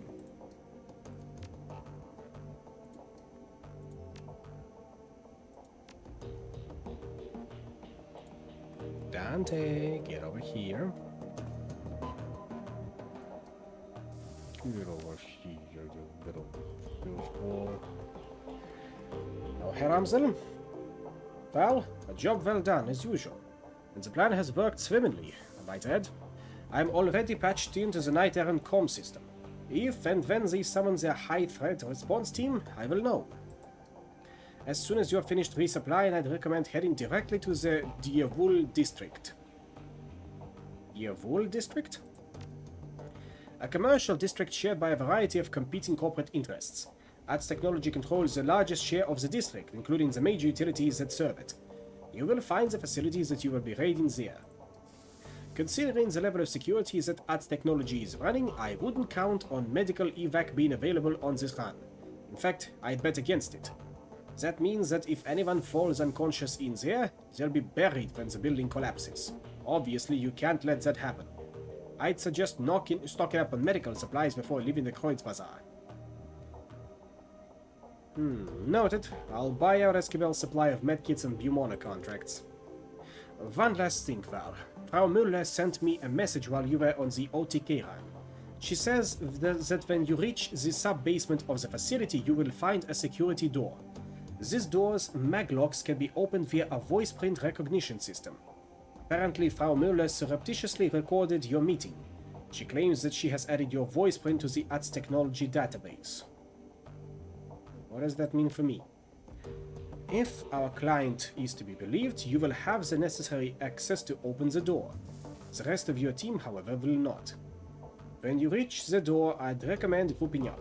Only you can open it, and there is no saying that you will find what you will find on the other side. Frau Müller didn't tell you? Unfortunately, no. Since your meetings, her messages have been erratic. In truth, I'm not sure what she knows, but she was very clear about one thing. You're going to have to get past that door to reach the generators. Go now, Val. We'll need to strike while the iron is hot. I'm on it.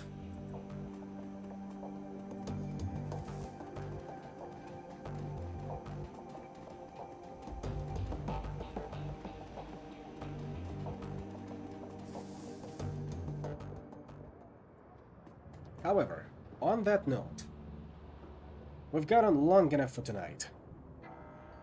I'm sure this is where things are getting pretty exciting. But I gotta keep up the intrigue for the next run. So on that note, we can save the game here.